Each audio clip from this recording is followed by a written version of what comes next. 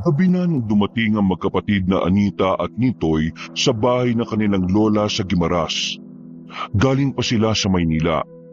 Kinailangan nilang lumuwas dahil sa magulong buhay nila sa Maynila. Ang kanilang ama kasi ay sangkot sa bentahan ng iligal na droga at nasa alanganin ang buhay. Ang kanilang ina naman ay pinaghahanap ng mga pulis dahil sa kasong estafa. Kaya naman bilang nakatatandang kapatid ay nagdesisyon ng dalaga. Bago pa sila madamay at mapag-initan ng mga nakasakay sa motor, gumawa na siya ng paraan para makarating sa poder ng kanilang lola Alinda. Diyos ko, buti naman at nakarating na kayo. Kanina pa ako nag-aalala na baka nagkandaligaw-ligaw na kayo. Halika kayo, pumasok kayo dito sa loob. Pagkababa ng mga gamit, ikwento mo nga sa akin, Anita, kung ano nangyari sa papa at mama mo. Hindi kasi kumpletong kwento mo sa text eh. Si papa sa droga, si mama naman may itinakbong pera ng ibang tao. Ay Diyos ko naman, ano ba nangyari dyan sa mga magulang mong yan? Eto si Tanoy, hindi na talaga nagbago ang buhay. Nakalaya na noon, bumalik na naman pala sa ganyang gawain. Lola, ayos lang ba talaga na dito na muna kami titira? Abay, bakit naman hindi? Mga apo ko kayo. Buti pa nga kayo, kilala pa ako yung iba kong apo. Nagkatrabaho lang hindi na nakaalala. Maraming salamat po, Lola. Wala na kasi talaga kami matatakbuhan Kayo na lang po ang alam naming malalapitan. Ay nako, wala naman yon. Ka namang ibang tao. Nung bata ka nga ako nag-aalaga sa iyo Huwag po kayo mag-alala, Lola. Habang naririto ako, magtatrabaho ako para unti-unti ko pong mabayaran yung pamasahe na inutang ko po sa inyo. Ay hindi na kailangan. Ang gusto ko, ipagpatuloy mo ang pag-aaral mo habang narito kayo. Hindi na po kasi ako mag-aaral, Lola. At bakit naman hindi? Matalinong bata ka. Sobrang mahal na kasi ang mga kurso ngayon. Parang mas maganda magtrabaho na lang ako para kahit papaano masuportahan ko si Nitoy. Lalo na ngayon, wala naman na kaming magulang. Hindi ko naman din pwedeng iasa sa inyo lahat kasi alam ko nahihirapan na rin kayo magtrabaho. Kaya ang gusto ko sana makatulong ako sa inyo rito. Kung yan ang gusto mo at kung kakayanin mo naman bakit naman hindi? Kayo lang naman ang inaalala ko Maraming salamat po talaga, Lola. Babawi po ako sa inyo. Ay, saka mo na isipin yan. Nako, 9:00 na pala. Nagsikain na ba kayo? Kumain na kayo habang mainit pa yung naluto kong tinola. Naku, saktong-sakto. Hindi pa po kami nakain. Ay, teka. Ano ba tong kapatid mo? Bakit naman hindi man lang nagsasalita? Marunong na ba magsalita to o hindi? Nahihiya lang po yan sa inyo. Kasi ngayon lang po kayo nagkita Hay, Nitay. Huwag ka maya sa akin ha. Lola mo ko. Parang magulang mo na rin ako. Hello po, Lola. Nitoy po ang pangalan ko. Ayan, marunong ka naman pala magsalita Akala ko naman hindi nakakapagsalita ang batang ito. Natawa na lamang ang matandang si Alinda. Maya-maya lamang ay kumain na rin sila. Sabay-sabay sila sa hapagkainan. Kahit na papaano, naibsan ng kalungkutan ni Anita. Ngayong nasa poder na sila ng kanilang lola, pakiramdam ni Alinda ay may panibagong buhay silang bubuksan. Mabilis na lumipas sa mga araw. 1 linggo na kagad sila roon. Kahit na laking Maynila, kahit na papaano ay unti-unti na rin silang nasasanay sa paligid.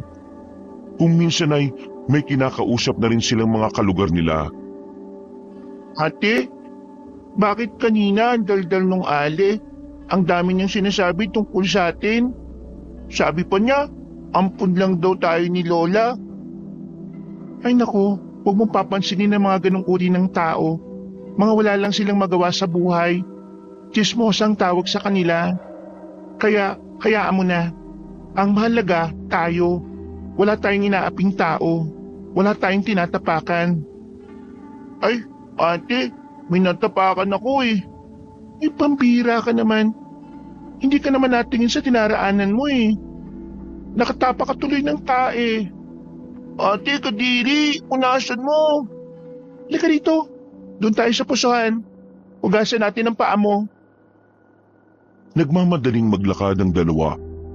Nang makarating na sila sa pusuhan sa bungad ng kanilang baryo, ay agad na hinugasan ni Anita ang paa ng kapatid. Habang naroon sila, nakatingin pa sa kanya ang ibang kalalakihan na naroon. Nakangiti na parabang hinuhubaran na siya sa tingin. Nakakaramdam na siya ng pagkailang, lalo na't ilang araw na rin niya yung nararanasan. Uy, mga mata nyo, tutusukin ko yan. Makatingin kayo parang ngayon na kayo nakakita ng babae ah. Magsilayas nga kayo rito sa pusuhan. Magsasapakin ko yung mga pagmumukha nyo eh. Kumanga si Anita sa ginawang yon ng lalaki. Hindi niya inakala na may ganong lalaki pa pala sa lugar na yon.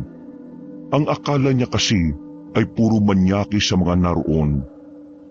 Tumingin sa kanya ang binata. Bagyang singkit ang mga mata nito. Aminado ang dalaga na gwapo rin naman yun. Kaya hindi niya yun maiwasang hindi tingnan. Tagasaan ka ba, miss? Diyan lang. Apo ko ni Alinda. Galing kami ng Maynila eh. 1 linggo pa lang kami rito. Sa susunod ayus-ayusin mo yung suot mo. Sa puntong ito ay nawala ang paghanga niya sa lalaki. Napalitan ito ng inis. Pakiramdam niya kasi ay siya pa ang sinisising may kasalanan kung bakit siya nabastos. Bakit? May problema ba sa suot ko? Maiksi ang suot mong short eh. Malamang sa malamang. May titingin talaga dyan sa'yo. At sisipulan ka talaga.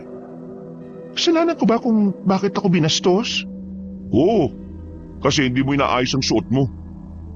E di sinasabi mo pala na ako ang dapat mag-adjust para sa mga manyakis na yon? Para hindi ka mabastos, gumawa ka ng paraan para hindi ka mabastos. Ganun lang kasimple. Wala naman sa pananamit ng babae ang problema eh. Nasa utak yung mga lalaki yan. Kasi kahit nga mga madre, nagagawang bastusin ng mga lalaki eh. Paano mo papaliwanag yun? Nakasuot na sila ng mahaba, pero binabastos pa rin. Ibig sabihin, kahit na anong suotin ng babae, kung talagang bastos ka, bastos ka. Hindi mga babae ang dapat mag-adjust sa pagiging manyakis sa mga kalalakihan. Dapat kayong mga lalaki ang simulang ayusin ang mga ugali nyo. Kasi kami mga babae ay hindi magdadamit para sa pantasya ng mga lalaki. Nagsusot kami ng mga gusto namin dahil doon kami mas nagiging komportable sa sarili namin. Ate, galit ka na ba? Hindi ako galit nito eh. Hugasan mo na yung paa mo na puro tae. Oo, kalma. Di naman ako nakikipag-away eh. Yung pag-iisip mo kasi baluktot.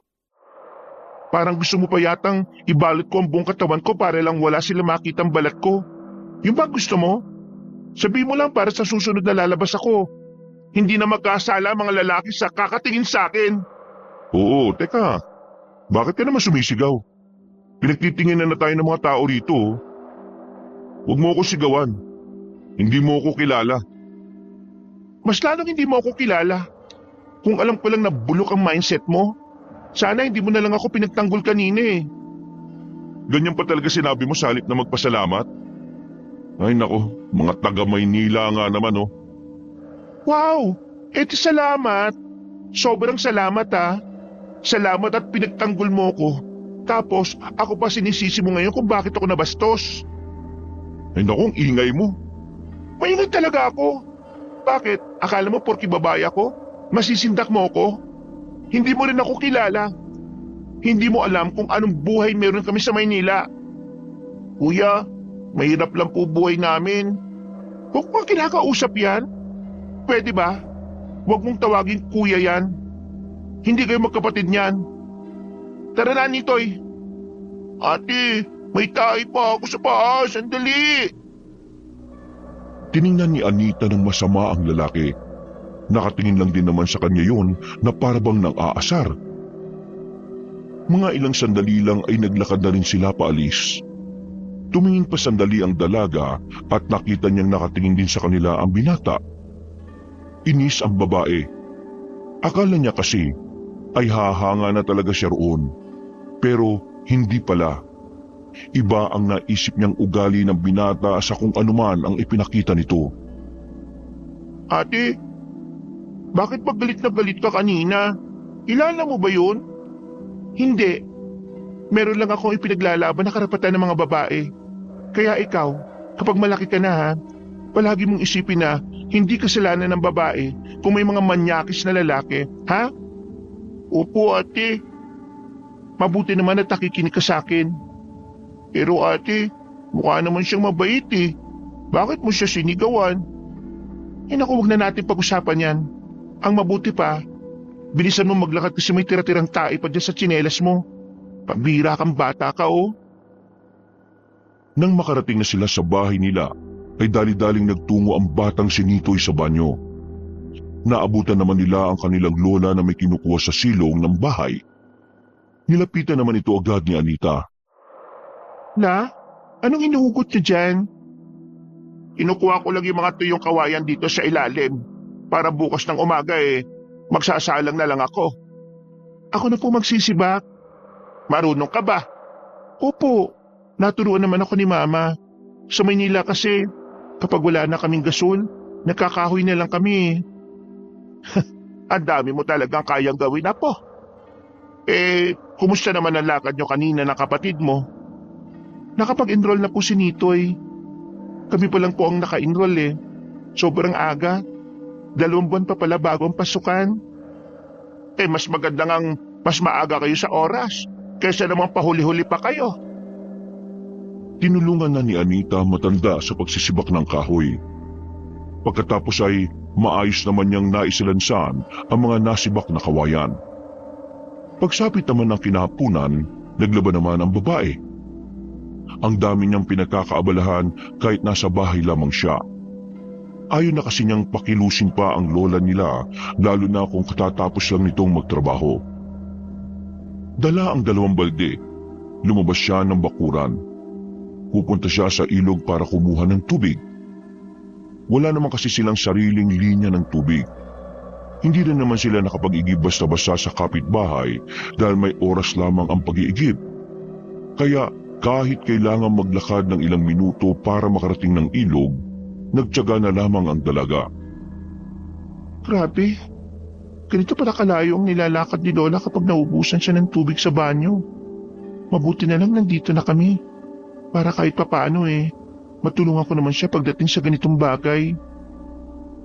Nang marating na niya ang ilog, napagilid siya nang makitang may mga kalalakihan doon. Mga nakatambay sa batuhan. Napansin din niyang may mga daladalang yantok ang mga yon. Winasiwa sa ere at parang nag-iinsayo. Ano tong mga to? Mahawak ng espada? May ganun ba? Nang tingnan niya pa ng maigi ang mga yon, nakita niya roon ang isang pamilyar na mukha. Nag-init na naman ang ulo niya. Naroon kasi ang lalaking nakasagutan niya. Kahit na malayo, nabubwisit pa rin siya sa mukha nito. Bakit ba ako nagtatago? Kukuha lang naman ako ng tubig doon. Pakialam ko ba sa kanila? Nagmamadaling naglakad si Anita. Nang malapit na siya sa tubigan, biglang tumigil ang kalalakihan at tumingin sa kanya. Napatigil din siya. Lumapit naman sa kanya ang lalaking kinaiinisan niya. Oh, ikaw yung nakausap kong babae kanina no? Anong ginagawa mo rito? May dala akong 2 balde. May tubig sa gilid. Baka siguro kukuha ako ng bato. Sa madaling sabi, mag-iigib ako ng bato. Nagtawanan ng mga kalalakihan. Pero tumigil agad ang mga yon nang tumingin ng masama ang binata. Kayo, anong ginagawa niyo rito? Nag-iinsayo kami para sa mga aswang. Kaya huwag kang magulo. Umalis ka rito. Mga aswang? Wow! May ganun pala? Gawa-gawa? At saka, bakit mo ako papalisin dito? Inyo ba tong ilog? Miss, hindi naman talaga amin to Pero kasi itong ilog na pagkukuhaan mo ng tubig, hindi naman talaga dapat kunan ng tubig. Mukha lang malinaw yan, pero marumi yan. Doon kasi sa bandang unahan, maraming mga namatay na alagang baka. Yung iba, hindi na natagpuan kung saan. Kaya hindi ka na pwedeng kumuha ng tubig dito. Dahil sa mga bangkay na baka na di na natagpuan. Baka mangati kayo kapag ginamit nyo yan. Kung gusto mo ng malinis na tubig, doon, sa kabilang ilog. Hindi dito. Sa kabila? Oo. Nakadaan ka na ba sa barangay? Sa likuran ng barangay ka dumaan. Dumiretso ka lang at may makikita ka mga tao na nandun. Sa loob nun, ilog na. Maraming nag-iigib doon. Noong mga sandaling yon, tila nakaramdam ng hiya ang dalaga. Parang gusto na lang niyang magtago sa ilalim ng lupa. Tumalikod na siya kaagad, pero may pahabol pa na sinabi ang binatang si Benjamin. Ganyan ba talaga mga babae? Panay putak? Kahit wala namang alam? Pare, kaya mo na, huwag mo na patulan. Hindi na lamang sumagot ang babaeng si Anita. Agad na rin siyang naglakad at hindi na lumingon pa. Napapahawak na lamang siya sa kanyang noo habang naglalakad. Hindi na niya napansin ang isang lalaki na muntikan na niyang mabangga. Buti na lang ay nailagan niya yun. Tumigil siya para humingi ng paumanhin. Nakatigil din ang lalaki. Pagtingin niya roon, hindi niya mapaliwanag ang kanyang nararamdaman. Para kasing bigla na lang siyang kinabahan na hindi naman niya maintindihan. Pasensya na po. Alam mo ba kung saan dito yung bahay ng albularyo? Albularyo? Hindi ko po alam eh. Bago lang po ako dito. Hindi na sumagot ang lalaki. Naglakad na rin yung palayo na parabang walang nangyari. Nagkibit balikat na lamang si Anita. Nawirduhan man siya sa nakausap niya pero hindi na lamang niya yun pinansin. Tumungo na lamang siya sa kabilang ilog. Pagdating niya roon, ay totoo nga ang sinasabi sa kanya. May mga taong naglalaba roon, kaya dali-dali na rin siyang lumapit at nagsalok ng tubig. Nang maglakad na siya pa uwi, sumakit agad ang braso niya kahit wala pa siyang isang minutong nagbubuhat ng balde. Hindi naman kasi talaga sanay ang katawan niya sa pagbubuhat ng mabigat. Idagdag pa na hindi rin naman malaman ang braso niya. Grabe, ganito kahirap ang dinaranas ni Lola kapag nag-iigib.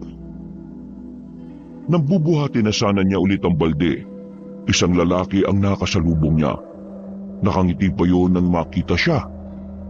Tumigil yun sa harapan niya at tumingin sa bitbit niyang dalawang balde. Ikaw yung kanina, di ba? Buti na lang may nakalimutan ako sa bahay kaya nakita kita ngayon. Akin na, tulungan na kita. Ha?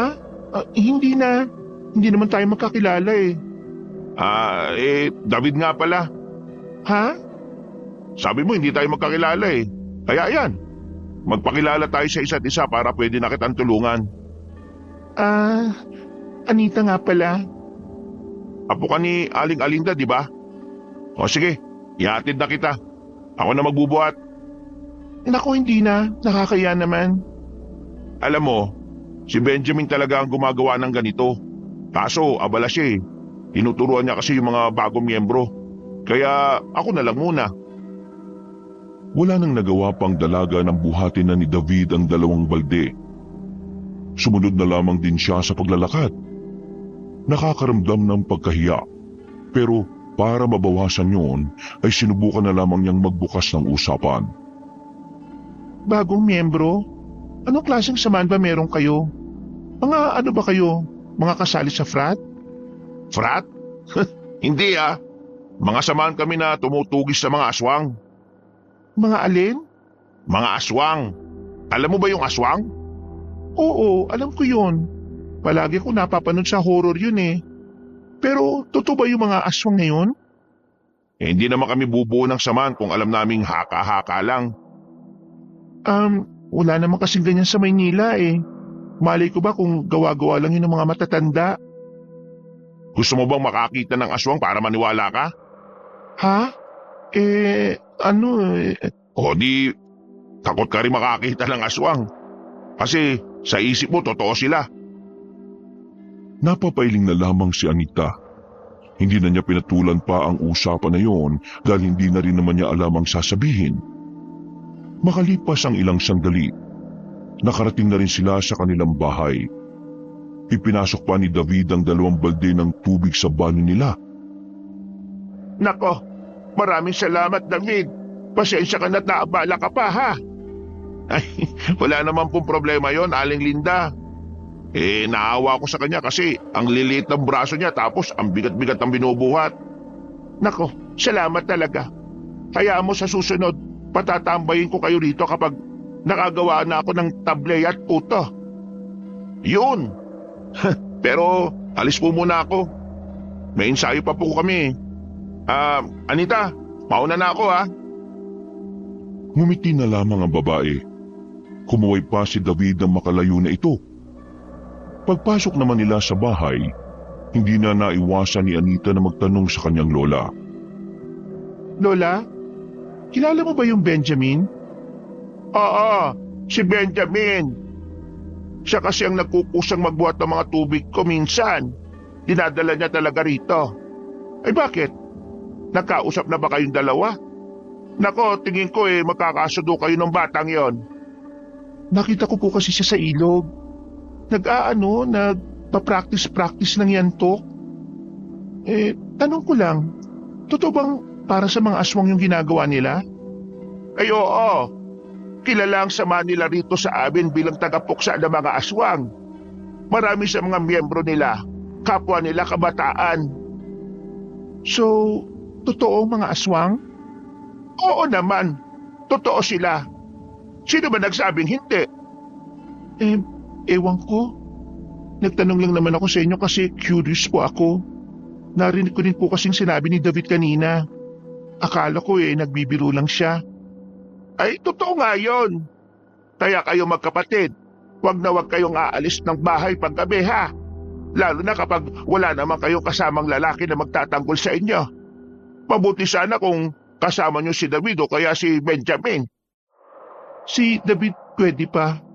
Yung Benjamin? Ewan ko na lang. Bakit? Nakapag-usap na ba kayo ni Benjamin? Hindi pala. Nabanggit ko lang naman. Mabait na binata si Benjamin. Sigurado makakasundo kayong dalawa. Napapailing na lamang si Anita. Iniisip pa lang kasi niyang magkaibigan sila ng lalaking nakasagutan niya ay parang hindi na niya kaya. Iritang-irita pa naman siya sa mga ganong klase ng lalaki. Mabilis na lumipas sa mga araw. Dumating na rin ang araw ng pasukan ng mga bata. Kagaya ng ipinangako ng dalaga, habang wala pa siyang matinong trabaho, ay ihahatid sundo niya si Nitoy sa eskwelahan. Wala namang problema doon ang kanyang lola. Gusto rin naman ni Aling Linda yon dahil naninibago pa si Nitoy sa lugar. Isa pa, kailangan din ni Nitoy ng makakasama dahil wala naman tricycle na masasakyan doon. Nilalakad lang kasi ang eskwelahan mula sa kanila. Kaya medyo malayo yon. Nitoy, bilisan mo kumilos. Magliliwanag na malayo-layo pang lalakarin natin. Diyos ko ka talagang bata ka. Nakatulala ka pa. Ako na nga magsusuot ng medyas mo sa'yo. Ate, antok pa po ko Hoy Nitoy, hindi ka pwedeng tatamad-tamad no? Di ba sabi mo paglaki mo bibili ka ng maraming sasakyan? Hindi mo magagawa yun kung ngayon pa lang hindi ka na nagsisipag. Bakit sabi ng mama ng classmate ko, okay lang walang diploma basta may diskarte? Alam mo, may mga taong kahit na anong gawing diskarte sa buhay, nahihirapan pa rin makabangon. Sila yung mga taong hindi napagkaitan sa maraming bagay. Parang ganun din tayo, kasi maraming wala sa atin Kaya sa mga kagaya natin, hindi lang dapat diskarte meron tayo. Dapat meron tayong kasangkapan para makalaban sa buhay. Yung diploma, edukasyon at kaalaman, yun ang pinakamabisang sandata para lumaban sa hamon ng buhay natin. Diskarte? Tama naman na dapat meron ka nito. Pero kung diskarte lang ang meron ka at wala kang kaalaman sa mga bagay na dapat natutunan mo bilang tao, mas mabagal ang pag-usad mo. Pero kung may pinag-aralan ka, may tinapos ka, mas maraming pinto ang nakabukas para sa'yo. Mas maraming opportunity. Kung puro lang diskarte ang meron ka, mabibilang mo lang sa daliri ang mga oportunidad na naghihintay. Kuminsan pa nga, wala. At para magkaroon, kailangan mo pang makipag-agawan sa iba. Pero kung may tinapos ka at may diploma ka, oportunidad na ang lalapit sa'yo. Lalo na kapag ginalingan mo sa pag-aaral. Ang dami mong sinabi, ate. Hindi ko na maintindihan. Maintindihan mo rin balang araw. Ay nako, hindi pa naman niya maintindihan. Dapat hindi ko na lang sinabi ang haba-haba. Tama ang ate mo, Nitoy. Hola, akala ko ba alas 6 ka pagigising? Alas 5 pa lang ah. Sa buhay, ang mga may kaalaman ang palaging nakakalamang sa kahit na anong aspeto. Ang mga madiskarte, nautakan pa rin ng matatalino. Ang diskarte walang silbi kung palaging kaagapay lang nito'y damdamin mo bilang mahirap. Kagaya na lamang ng nangyayari sa bansa natin ngayon. Lahat ng matatalinong politiko, sila pa ang nanlalamang sa mga kababayan nila. Alam mo kung paano nila nagagawa yon? Ha, Nitoy? Dumidiskarte sila gamit ang mga napag-aralan nila at tinahaluan nila yon ng kasamaan na nagre-resulta ng kasakiman. Kaya ikaw ha, kung sakali mang magtatagumpay ka balang araw, gamitin mo ang mga nalalaman mo sa kabutihan. Mas iniaangat ng Diyos sa mga taong mabubuti, nagpapakumbaba. Lola naman, mas mahirap intindihin yung sinabi nyo. Masyado pa siyang bata la. Di lang naman yon para kay Nitoy Para rin sa iyo yon, Anita. Kapag nagkaroon ka ng pagkakataon, mag-aral ka. Ayokong dumating ang araw na maloko ka ng mga taong may mas nalalaman kaysa saya. Tumungo na lamang si Anita. Batid niyang may punto ang kanyang lola. Sadyang hindi niya lang talaga maisip na isingit ang pag-aaral sa sitwasyon niya. Nasa punto na rin kasi siya ng kanyang buhay na mas uunahin na niya ang kapatid kaysa sa sariling pangarap. Maya-maya lang ay umalis na rin ang magkapatid. Madilim-dilim pa ang paligid. Ganito palagi ang oras ng kanilang alis para hindi sila malate. Marami pa rin kasi silang mga daraanan. May mga nakakasabay naman sila sa kanilang paglalakad kaya kahit na papaano, hindi naman sila nababahala sa daan. Pero sa mga sandaling ito, nagtataka sila kung bakit wala man lang silang nakikitang ibang naglalakad. Ate, bakit wala tayong kasabay? May pasok ba talaga o wala? May pasok. Wala namang balita sa radyo na wala eh. Ikaw talaga, pinapanalangin mo talaga mawala ng pasok ka no? Nagtatanong lang naman ako, ate. Nagtataka po kasi ako bakit walang naglalakad na iba eh. Baka kasi masyado tayong maaga. Di ba kasi minsan, pasikat na ang araw kapag naglalakad tayo rito? Bakit ba kasi ate sobrang aga natin palagi? Ay naku, mas maganda na maaga ka kaysa late ka. Habang naglalakad silang dalawa, meron silang napansin na isang lalaki na nakatayo sa gilid ng daan sa ilalim ng poste ng ilaw. Nakaramdam ng pagkabahala ang dalaga. Hinawakan na niya kagad si Nitoy. Nang makalapit sila, pasimple niyang tiningnan ng lalaki. Namukha niya ito. Sa pagkakatanda niya, ito ang lalaking nagtanong sa kanya tungkol sa hinahanap na albularyo. Nagtama ang kanilang paningin, pero agad din naman niyang itinuon ang tingin sa ibang direksyon. Ate, kilala mo ba yun? Bakit ko naman makikilala yun eh? Hindi naman ako kumakausap sa ibang lalaki, maliban na lang kay David. Nakatingin kasi sa'yo, ate. May gusto yata siya sa'yo. Ate, maganda ka ba talaga? Bakit maraming tumitingin sa'yo? Ay naku, tumigil ka na nga. Iyan ka na naman eh. Ituon mo na lang ang atensyon mo sa paglalakad. Baka mamaya may mumurito. Nakaramdam ng takot ang batang lalaki nang sabihin ni Anita. Nanahimik na ito at tumigpit ang pagkakahawak sa kamay ng dalaga. Makalipas ang kalahating oras, narating na rin nila ang paaralan. Kakaunti pa lang ang mga estudyanteng naroon. Pero iniwanan na niya ang kapatid sa loob. O ano, uwi na ako. i-extra pa ako sa palengke para may baon ka na ng pang-isang linggo. Huwag kang gagawa ng kalokohan ha. At huwag kang aalis sa school mamaya dahil susunduin kita. Opo ate.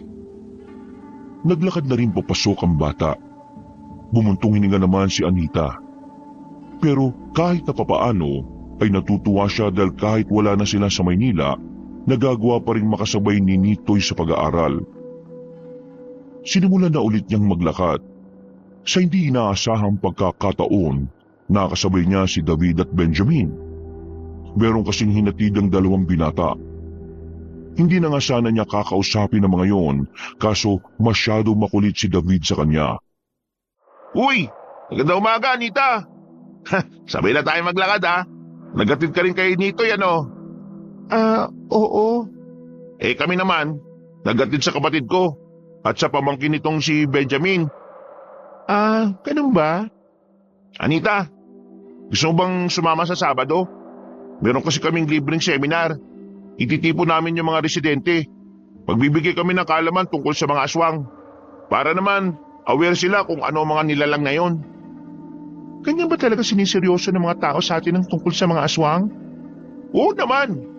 Dati kasi, may nangyari na talagang umukit sa utak ng lahat. Ayaw na namin mangyari ulit yun. Kaya yung mga bagong henerasyon ngayon na residente, dapat may alam para hindi sila mangmang tungkol sa mga salot na nilalang na yun. Ano? Sama ka rin ha? Wala namang masama kung makikinig ka. Libre lang yun, walang bayad yun. Sige, titingnan ko. Wala naman sanang problema kay Anita na sumama sa mga seminar. Nasanay din naman kasi siya sa Maynila sa mga ganoong klase ng ganap. Hindi lang talaga siya sanay na ang mga hindi kapanipaniwalang bagay ang pag-uusapan sa ganoong pagtitipon. Lalong-lalo na ang aswang. Naninibago siya sa sistema. Kakaiba kasi ang kulturang meron ng baryo na kinalalagyan niya. Tahimik lang siya habang naglalakad sila. Si Benjamin ay ganun din. Nakabalik naman sila ng baryo nang walang nangyayaring pagtatalo. Maraming salamat David sa pagsabay sa akin sa pag-uwi. Ay, wala yun. Hindi naman ibang tao sa amin si Aling Linde. Di ba pre? Oo, mabait na si Aling Linde. Hindi kagaya ng iba dyan. Nagpaparinig ka ba? Oo, tama na. Masamang nag-aaway. Tara na pre. O paano? Una na kami Anita. Napapailing na lamang ang babae. Sa mga sumunod na araw, naging maayos naman ang takbo ng kanilang buhay. Kahit na papaano ay kumikita naman si Anita sa pagtitinda sa palengke. Umi-extra siya sa kakilala ng kanyang Lola Linda. Kahit na medyo abala sa pagtitinda, ay hindi naman niya napapabayaan ang kanyang kapatid. Kahit na nakakapagod, hatid sundo pa rin niya ang bata. Isang beses, dahil nagkaroon siya ng kaunting problema sa pagtitinda, 6:00 na siya ng gabi nakaalis para sunduin ang kanyang kapatid. Mas lalo siyang kinabahan nang malaman na wala na sa eskwelahan si Nitoy. Pero laking pasalamat na lamang niya nang maabutan niya ang bata na naglalakad sa gilid ng daan. Nagulat pa nga ito nang lapitan niya. Baka sa mukha ng bata ang pagkataranta. Ano ko ba naman? Di ba sinabi ko sa iyo na huwag kang aalis kapag hindi pa ako nakakarating sa school ninyo? Ate, yung lunch bag ko, nabitiwan ko eh. Ha? Saan mo nabitiwan? Doon sa isang nakakatakot na baryo. Ha? Ano pinagsasabi mong bata ka? Ate, kanina, kasama ko yung mga kaklase kong naglalakad kami. Tapos sabi nila, punta raw kami sa nakita naming daan. Tapos, nung nandun na kami, bigla nila akong iniwan. Yung pamangkin ko ni Kuya Benjamin ang pasimuno eh. Ay naku, makulit talaga yung pamangkin niya eh. Manang-mana sa tito niya. Ay, naiinis na ako dyan. Tapos ate, may narating pa akong baryo. Nakakatakot po yung baryo eh. Teka, paano nakakatakot pa yung sinasabi mo? Nakakatakot kasi nakakarinig ako ng mga kakaibang tunog. Para pong mababangis na hayop. Para silang mga gutom na gutom eh. Parang yung Aso nila Aling Papita na si Brownie kapag aagawan ng pagkain. Gumaganto sila ate oh. Gumaganito oh. Akala ko po nung una, mga hayop lang po sila eh. Pero nung sumilip ako ate, nakita ko po yung mga mukha nila. Bakit po iba mukha nila ate? Hindi po sila basta pangit lang po eh. Parang monster po sila ate. Basta, huwag mo na lang isipin yan. Kasi baka ano lang naman sila, baka Halloween party nila, naka-costume lang. Pero ate, wala pa naman pong araw ng patay eh. Malay mo, advance sila dito. Ate, nakakatakot po talaga sila. Nasa mo ba naiwan yung lunchbox mo? Hindi natin pwedeng pabayaan na lang yon. Bigay sa'yo ng lola mo yon. Pinaghirapan niyang pagbili nun. Ituturo ko ba sa'yo ate kung saan? Malamang, alam nga namang hulaan ko. Nakakatakot kasi bumalik to ate. Kailangan natin balikan kasi kapag nalaman ni lola na nawala mo yon, baka mamaya malungkot yon. Baka mamaya isipin niya, hindi mo yun pinahahalagahan. Halika, ituro mo sa akin. Hindi tayo uuwi kung wala yun. Pero ate, nakakatakot nga po talaga. Akong bahala. Kasama mong ate kaya hindi ka dapat matakot. Kahit na natatakot ang batang si Nitoy, wala siyang magawa kundi balikan ang lugar na natuklasan ito. Nasa 5 minutong lakaran lang. Natanaw na nila ang isang daan. Unang tingin pa lang ni Anita, masasabi na niyang walang gaanong dumadaan doon. Kung hindi kasi dahil sa mga barrier sa gilid, hindi niya malalaman na daanan pala yun dahil sa mga halaman na gumagapang na sa lapag. Diyan ate, diyan po sa daanan na yan. Pumasok po kami diyan. Tapos, konting lakad lang, may nakita na po akong lugar. Maraming kabayan po. Banda doon po sa mga halamanan, doon ko po nabitawan po yung lunchbox ko. Sige, tara.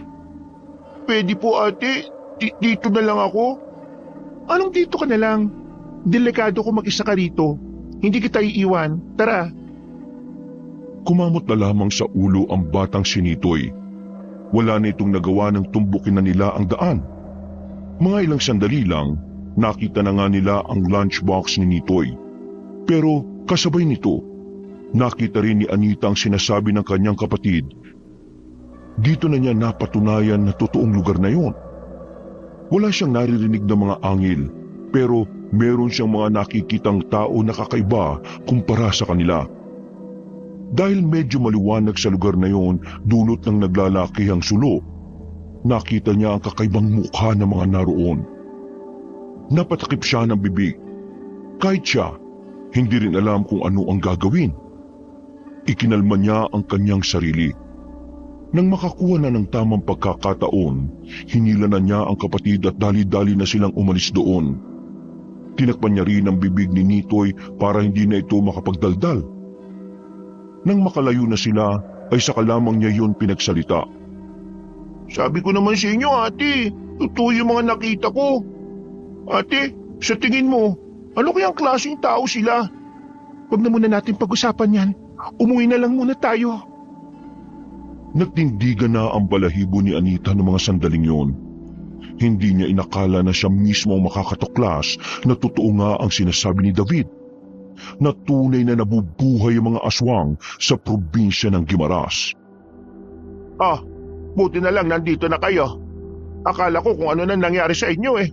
Ipapahanap ko na sana kayo kina Benjamin at David. Ano ba, ginabi na kayo ha? Pasensya na lang.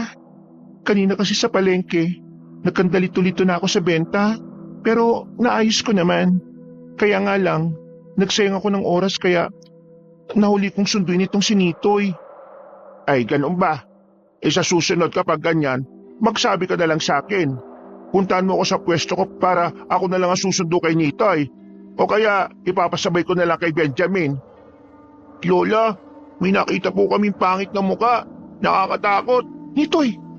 Di ba sinabi ko na sa'yo na hindi ka dapat nanlalait ng kapwa mo? Masama yun.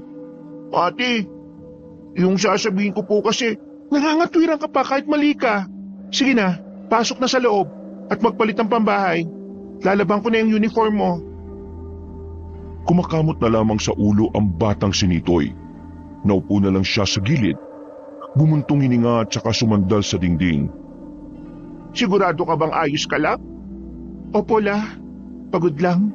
Natataranta na kasi ako kanina kasi ginabi na kami. Pero ayos lang ako. Sigurado ka bang walang ibang nangyari? Wala naman po. Bakit po? Wala naman. Tinatanong ko lang. Baka kasi naglilihim ka na naman.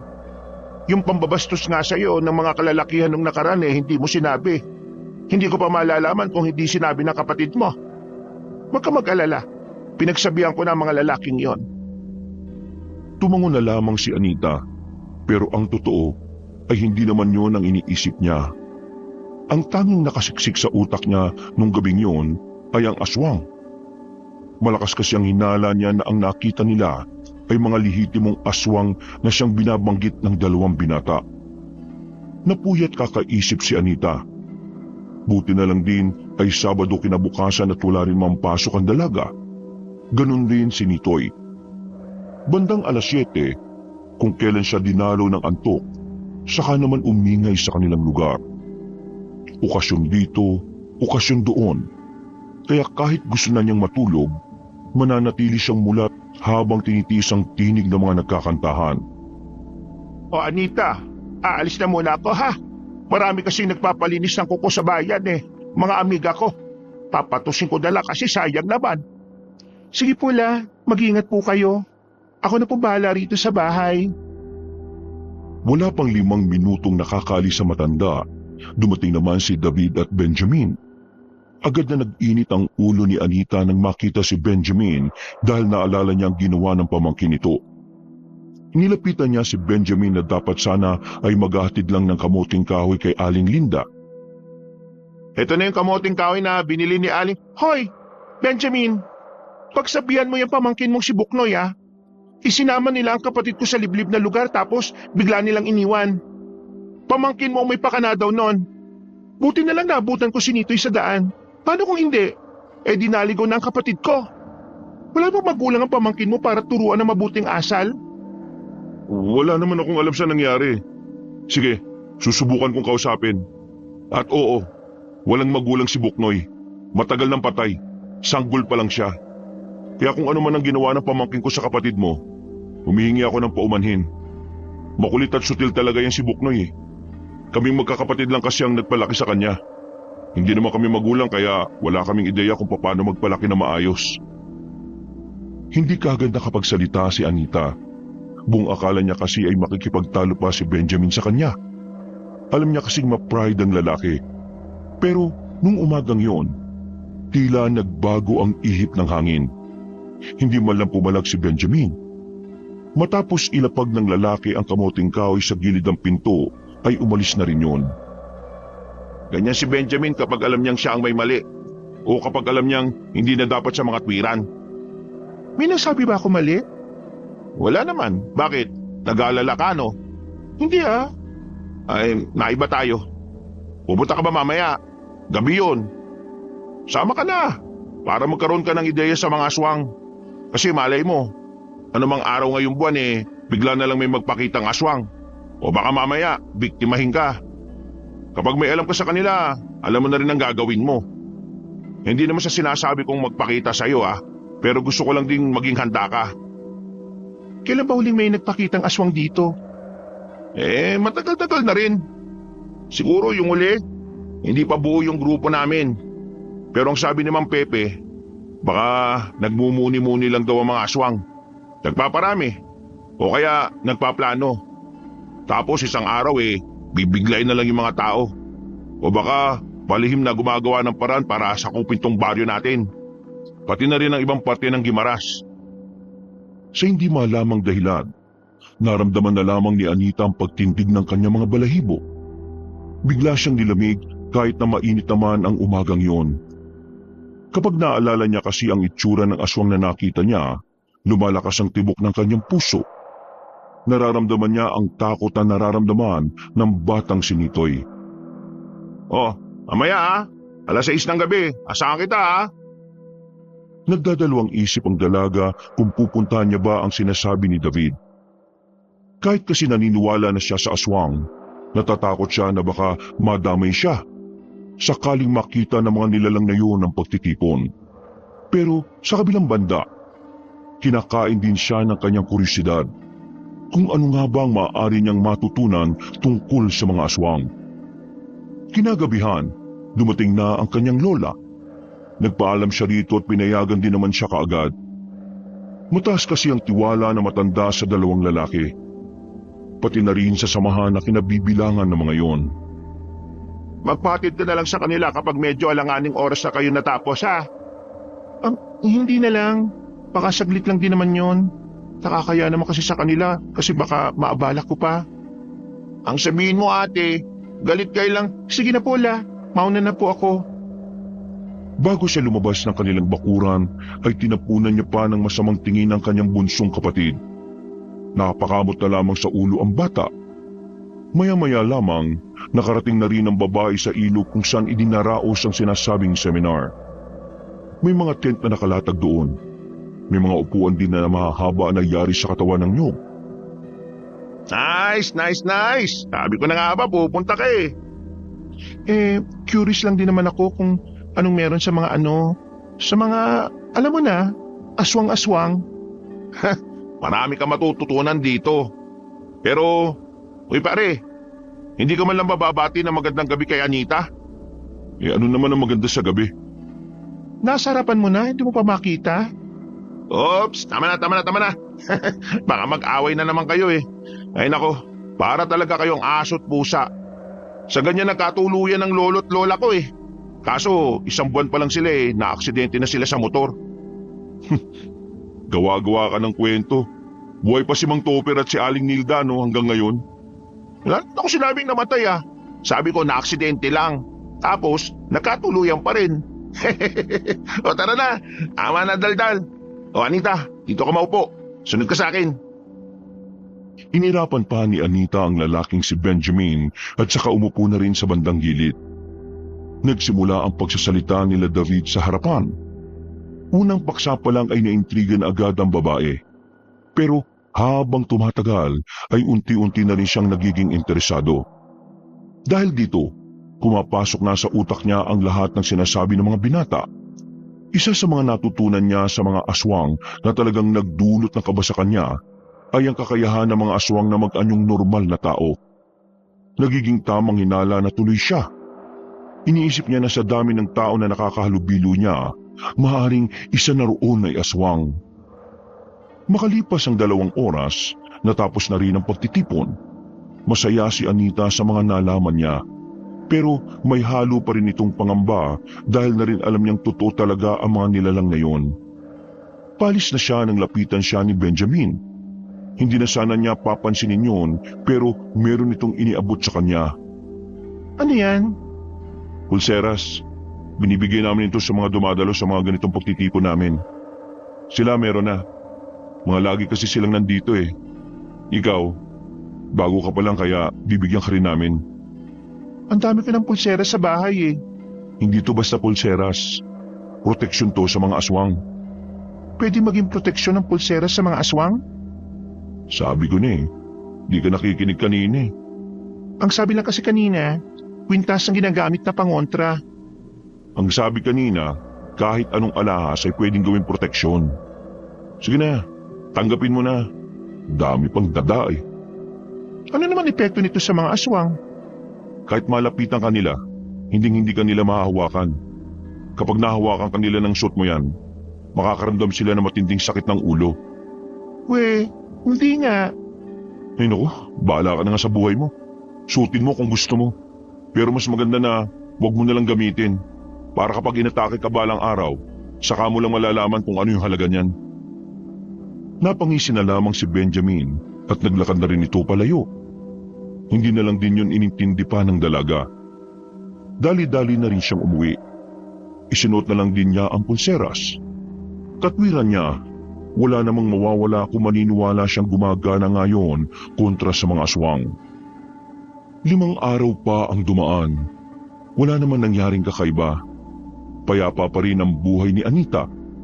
walang aswang na nagpaparamdam. Sa isip-isip niya noon, baka masyado lang siyang nag-iisip. Nakakatulog na rin siya na maayos. Hindi na rin siya nababahala sa tuwing maglalakad silang dalawang magkapatid ng alas 5 ng umaga. Anita, apo, may gagawin ka ba ngayong hapon na ito? Wala naman po la. Umuwi na nga ako kagad kasi ang tumal ng benta sa palengke. Eh kung ganun pala, pwedeng ikaw na lang muna ang kumuha ng utang ni Milagros. Masakit kasi ang paa ko ngayon eh. Ipapahinga ko na muna. Milagros? Yung pinuntahan natin nung nakaraan sa kabilang baryo? Oo, siya nga. Kilala ka rin naman nun. Sabihin mo lang, ikaw ang tatanggap. Ang sabi sa akin kaninang umaga ngayong hapon daw siya magbabayad. Sayang din yon. Sige po, wala namang problema la. Pwedeng umalis na rin ako ngayon para hindi ako gabihin. Ate, sama! Maniningil lang ako ng pautang ni Lola. Huwag ka nang sumama. Magbasa ka na lang dyan ng libro mo. Sige na ate, sama na ako.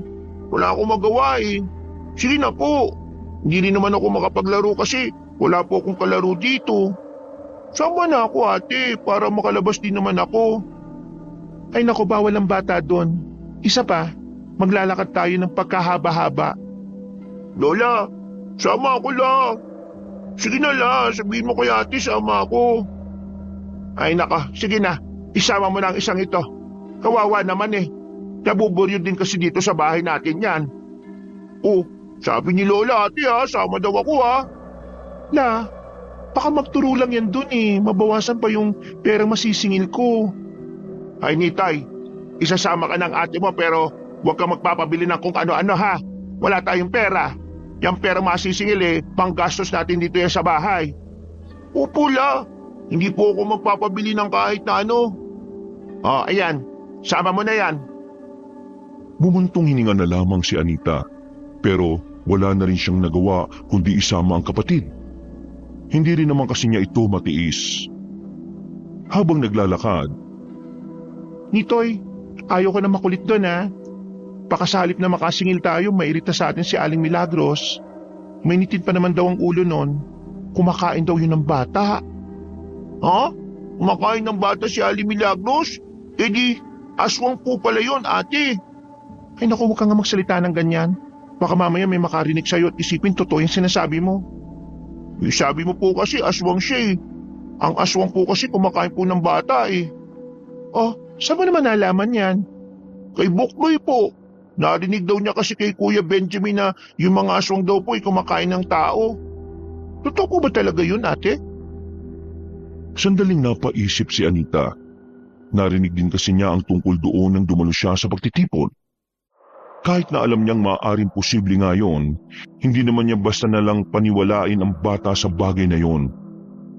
Hindi niya gustong yun na lamang palagi ang iniisip ni Nitoy. Ate, narinig mo ba ako? Oo, narinig kita. Pero wag mo nang isipin yung ganung bagay, no? Hindi kasi naman totoo yun eh. Pero ate, sabay nating nakita na totoo yung mga ang kulit mo. Magmula ngayon, Nitoy ayaw ko nang naririnig sa bibig mo yung tungkol sa mga aswang-aswang na yan. Naintindihan mo ba ako? Bakit naman po ate? Naintindihan mo ba ako? Sumagot ka. Opo ate. Nanahimik na ang batang si Nitoy noong mga sandaling yon. Nakarating naman sila ng kabilang baryo na wala nang narinig si Anita na salitang aswang mula sa kapatid. Nasingil din nila si Aling Milagros ng walang kahirap-hirap. Sa katunayan, hinihintay din pala silang dumating na matanda. Ate, bakit kanina si Aling Milagros? Ang baliktad yung damit. Pambira ka talagang bata ka. Dami-dami mong napapansin. Ate, papagod na akong maglakad eh. Pwede bang magpahinga na lang muna tayo sandali? Doon o. Tinuro ni Nitoy ang isang lumang kubo na nasa ilalim ng mga punong mangga. Napapailing na lamang din si Anita. Inaasahan na kasi niyang magrereklamo na rin ang bata. Pero hindi nakala ni Anita na ang pagpapahinga na yun pala ang simula ng kanilang magiging kalbaryo. Ate, mabait naman sa akin si Kuya Benjamin. Mas mabait pa nga siya kay Kuya David eh. Masyado ka pang bata, Nitoy.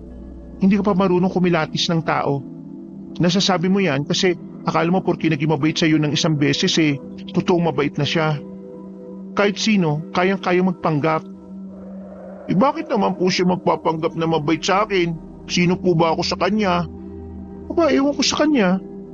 Bakit hindi mo siya tanungin? Sige ate, kapag nakita ko siya, tatanungin ko po siya. Ay, Diyos ko. Kapatid nga kita. Ate, tingnan mo yun oh.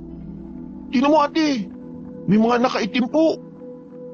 Tinuro ni Nitoy ang grupo ng mga tao na hindi naman kalayuan sa kanila. Pumasok ang mga yun sa loob ng kagubatan. Sa hindi inaasahan na pagkakataon, biglang tumakbo ang batang si Nitoy patungo roon. Nataranta naman ng dalaga kaya wala itong nagawa kundi ang sundan ng kanyang kapatid. Nang makalapit na sila roon, agad niyang dinakma si Nitoy at tinakpan ang bibig nito. Pasaway ka talaga kahit na kailan. Kakainis ka talaga. Shh! Ate, huwag kang maingay. Baka marinig tayo. Marahang sumilip si Anita sa halamanan. Nakita niya ang mga nakaitim na naglalakad patungo sa iisang direksyon. Walang kamalay-malay ang mga yon na nasa paligid ang magkapatid. Noong mga sandaling yon, malakas ang tibok ng puso ni Anita. Parang nanghihina rin ang kanyang tuhod sa sobrang kaba.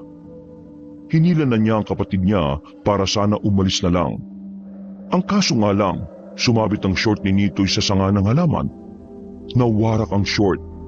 Nakita ang pisngi ng puwet ng bata kaya umiyak ito. Tila nakalimutan na nasa alanganing sitwasyon silang dalawa. Mabilis na tinakpan ni Anita ang bibig ng kapatid.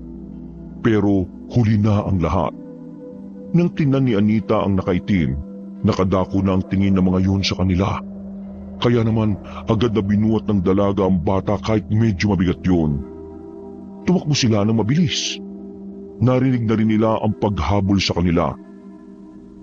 Nakakainis ka talaga kahit na kailan. Ikaw kaya umila sa akin. Sinana tuloy yung paborito kong short eh. Pwede mo manahimik ka? Ang bigat-bigat mo. Nagawa nilang taguan ng mga humahabol sa kanila. Kaya nga lang, hindi na sila nakabalik sa dinaanan nila nung una dahil sa taranta. Tahimik lamang ang magkapatid habang nagtatago. Tila naririnig na ni Anita ang kabog ng kanyang dibdib sa sobrang kaba. Maya-maya pa, nakita nilang lumagpas na ang mga humahabol sa kanila. Sa puntong yon, nasiguro na nga ng dalaga na aswang ang mga nakaitim. Narinig niya kasing umaangil ang mga yon na parabang gutom na gutom. Tumingin ang dalaga sa itaas. Malapit nang gumabi. Didilim na ang buong paligid. Bagay na mas lalong nagpakaba sa kanya. Hindi niya pa alam kung paano sila makababalik. Muli silang lumabas sa pag-aakalang hindi na sila makikita ng mga aswang. Ngunit hindi pa man sila nakakalayo. Nakasalubong na nila ang mga nilalang. Napayakap na lamang ang batang si Nitoy sa hita ng kanyang ate. Lalong naiyak ang bata. Nakalimutan na nitong nakalabas ang kaliwang pisngi ng puwet nito dahil sa nararamdamang takot. At kakainin na nila tayo. Huwag ka matakot. Ako bahala. Sige, subukan nilang lumapit. Huwag kang patay sa inyo. Sige! Tinampot ng babae ang sanga sa gilid. Pero dahil manipis lamang yon, naputo lang din ito pagkapalo niya sa isa. Umangil ang aswang na lalong kinatakot nilang dalawa. Sa mga oras na ito, sinubukan na lamang nilang magdasal sa pagbabakasakaling merong mangyaring himala. Hahawakan na sana sila ng aswang pero napansin ni Anita na hindi na yun lumapit. Nakatingin lang ang mga aswang sa kamay niya, partikular sa pulseras na kanyang suot-suot. Dito na niya napagtantong totoo ngang gumagana ang proteksyon na yon. Ang kaso nga lang, nakaisip pa rin ang mga aswang para dalhin sila. Naglabas ng patalim ang mga yon. Akmang ipupukol na ng mga aswang ang mga hawak na kutsilyo nang biglang dumating ang grupo nila Benjamin. Hawak ang mga itak, pinagtatataga nila ang mga aswang. Tinakpan na lamang ni Anita ang mga mata ng kanyang kapatid. Masyado kasing marahas ang nasasaksihan nila. Pumapalag ang mga aswang, pero dahil sa kahusayan na pinapakita ng grupo ni Benjamin ay agad na napaatras sa mga aswang. Habulin nyo! Patayin nyo! Ano? Nasaktan ba kayo? Hindi naman. Wala kaming galos. Maraming salamat dumating kayo. Buti na lang kamo, nagro-ronda kami ngayon sa gubat. Nakaabot kami dito dahil sa mga bakas ng aswang eh. Ano ba nangyari at napatpat kayo rito? Ang layo na nito ah. Naningil lang kasi kami sa kabilang baryo. Tapos pauwi na kami. Itong batang to nakakita na naman ng nakaitim. Tapos bigla na lang tumakbo papunta doon. Kaya alangan namang hayaan ko to. Kaya ayan, napatpat kami rito. Hinabol nila kami. Ate, uwi na tayo. Kita puwet ko eh. Ano naman ang nangyari dyan? Bakit nakadungo yung puwet ng batang yan? Ipagila ko kasi sa kanya kanina para tumakas. Sumabit yung short niya sa sanga. Nako, hirap niyan. O ito, takpan mo muna ang polo ko. Baka mahamugan yung puwet mo. Sabi ko sa'yo, Ti, mas mabait si Kuya Benjamin kaysa kay Kuya David eh. Tingnan mo nga nakasal pa ako ni Kuya David. Natawa na lamang ang binata ng mga sandaling yun. Maya-maya lang din ay nakabalik na ang kanilang mga kasama. Hindi na naabutan ng mga yun ng mga aswang. Kaya naman minabuti na lamang nilang umuwi. Nang makarating na sila sa kanilang baryo ay saka lamang napanatag ang kalooban ni Anita. Nakahinga na rin siya ng maluwag. Sa susunod wag na wag niyo nang papansinin ng mga bagay na alam niyong hindi pangkaraniwan. Mapapahamak lang kayo. Wag din kayong lalabas ng mag-isa. Hanggat maaari, wag pumunta sa mga liblib na lugar nang hindi kami kasama ha. Pwede kayo magpasama sa amin kapag meron kayong gustong puntahan. At kapag papasok naman si Nitoy, pwede kayong sumabay sa amin. Maraming salamat sa inyo pero may pabor sana akong hingin sa inyo eh. Ano yun? Pwede bang huwag niyo munang sabihin kay Lola ang nangyari? Natatakot kasi ako na baka magalit siya. O baka naman mag-alala siya ng sobra at ma-stress pa siya. O sige, pero kailangan malaman ng mga tao na meron kaming nakaengkwentrong aswang Sasabihin na lang namin na wala kayo ron. Hindi na talaga normal ang lahat, Anita. Nagbabalik na sila. Napalunok na lamang ng laway ang dalaga. Nang makauwi na sila sa kanilang bahay, naabutan nila si Aling Linda na naghahain na ng hapunan. Nakangiting inabot ni Anita ang perang nasingil. Iyon, maraming salamat sa inyo ha. Napagod ba kayo? Sakto ito, merong tayong sinigang. Niluto ko talaga yan kasi alam kong gutom kayo pag-uwi. Lola? Pinandilata ni Anita ang bata. Nakuha naman agad ni Nitoy ang nais sabihin ng dalaga. Kumamot na lamang ito sa ulo. Bakit? Ano yan, Nitay? Wala po. Sabi kong sarap ng luto nyo kahit amoy pa lang. Diyos ko, nambola pa itong batang ito. Karne lang naman ang kakainin mo dyan kasi masyelang ka sa gulay. Matapos kumain, nagmuni-muni muna sa labas ang dalaga. Hindi pa rin nawala sa kanyang isipan ang mga nangyari. Ramdam pa rin niya ang kaba. Kahit anong gawin niyang tapik sa dibdib, ay hindi yun nawawala. Sinilip niya sandali ang kanyang lola at kapatid. Kita niyang nakaiga ng dalawa sa kwarto. Sinamantala niya ang pagkakataon na yun para lumabas. Pupunta niya si David sa bahay nito. Sasabihin niya ang tungkol sa misteryosong baryo ng mga aswang. Pero sa kalagitnaan ng kanyang paglalakad, si Benjamin ang kanyang nakasalubong. Nagkatinginan silang dalawa. Kahit na hindi niya yung kasundo, naisip niyang kay Benjamin na lamang sabihin total ay nakita na niya ito. Benjamin, may gusto sana akong sabihin. Kung tungkol na naman to sa pamangkin ko, bukas na lang. Hindi ito tungkol sa pamangkin mo. Hindi ako mang-aaway ngayon. Seryoso ang sasabihin ko. Ano bang sasabihin mo? Diretsuin mo na nga ako. Tungkol ito sa mga aswang. Sa lugar kung saan sila nakatira. Sa mga aswang? Teka, anong nalalaman mo? Nung nakaraan, yung kinuwento ko sa inyong niligaw ng pamangkin mo yung kapatid ko, meron kaming natuklasan na isang lugar noon. Mga aswang ang naroon. Paano mo naman nalaman na aswang yun? Nakita mo ba? Oo, kitang-kita ng dalawang mga mata ko. Kami magkapatid. Pangit ang mga mukha nila. Kakatakot. Tapos, lumalabas-labas yung mahabang dila. Yung kuko nila parang nakakamatay. Tapos, umaangil. Parang hayop na matagal lang hindi napapakain. Sige, ituro mo ko saan yung lugar na yon. Anong gagawin nyo? Malamang pupuksain sila. Alangan namang makipagkaibigan kami sa kanila. Hindi ba delikado? Para kasing marami sila dun eh. Wala kaming pakialam kahit gaano pa sila karami. Uubusin namin sila. Ituro mo sa akin. Ngayon na? Oo. Umalmaw ka, Benjamin. Napatingin silang dalawa sa narinig nilang tinig na matandang lalaki. Naroon si Mang Pepe, ang albularyo ng kanilang lugar. Ito rin ang itinuturing na pinuno ng samahan. Hindi tayo pwedeng umatake kagad kahit na alam na natin ang lungga nila. Kailangan pa natin pag-usapan ang bagay na ito. Miss, ano pang nakita mo sa lugar na yon? Mga aswang lang. Tapos kabayan, hinampo. Pero Mang Pepe, kung hindi natin sila aatakihin ngayon, baka makagawa pa sila ng paraan para makatakas. Lalo na't nakainkwentro namin ng ilan sa kanila. Hindi mo kailangan magmadali. Kaya nating isipin nila na wala tayong alam sa lokasyon nila. Nang sa ganun makampante silang kumilos. Saka natin sila iisa-isahin. Sa oras na mabawasan na natin ang kanilang bilang ng marami, saka tayo papasyal sa kanilang lugar. Iha, may tuturo mo ba sa amin ang eksaktong lokasyon? Opo, tandang-tanda ko pa po. Nadadaanan ko lang po yun kapag nagsusundot naghahatid ako kay Nitoy. Kung ganun sasamahan mo kami kapag dumating na ang tamang araw para puntahan namin ang sinasabi mong baryo.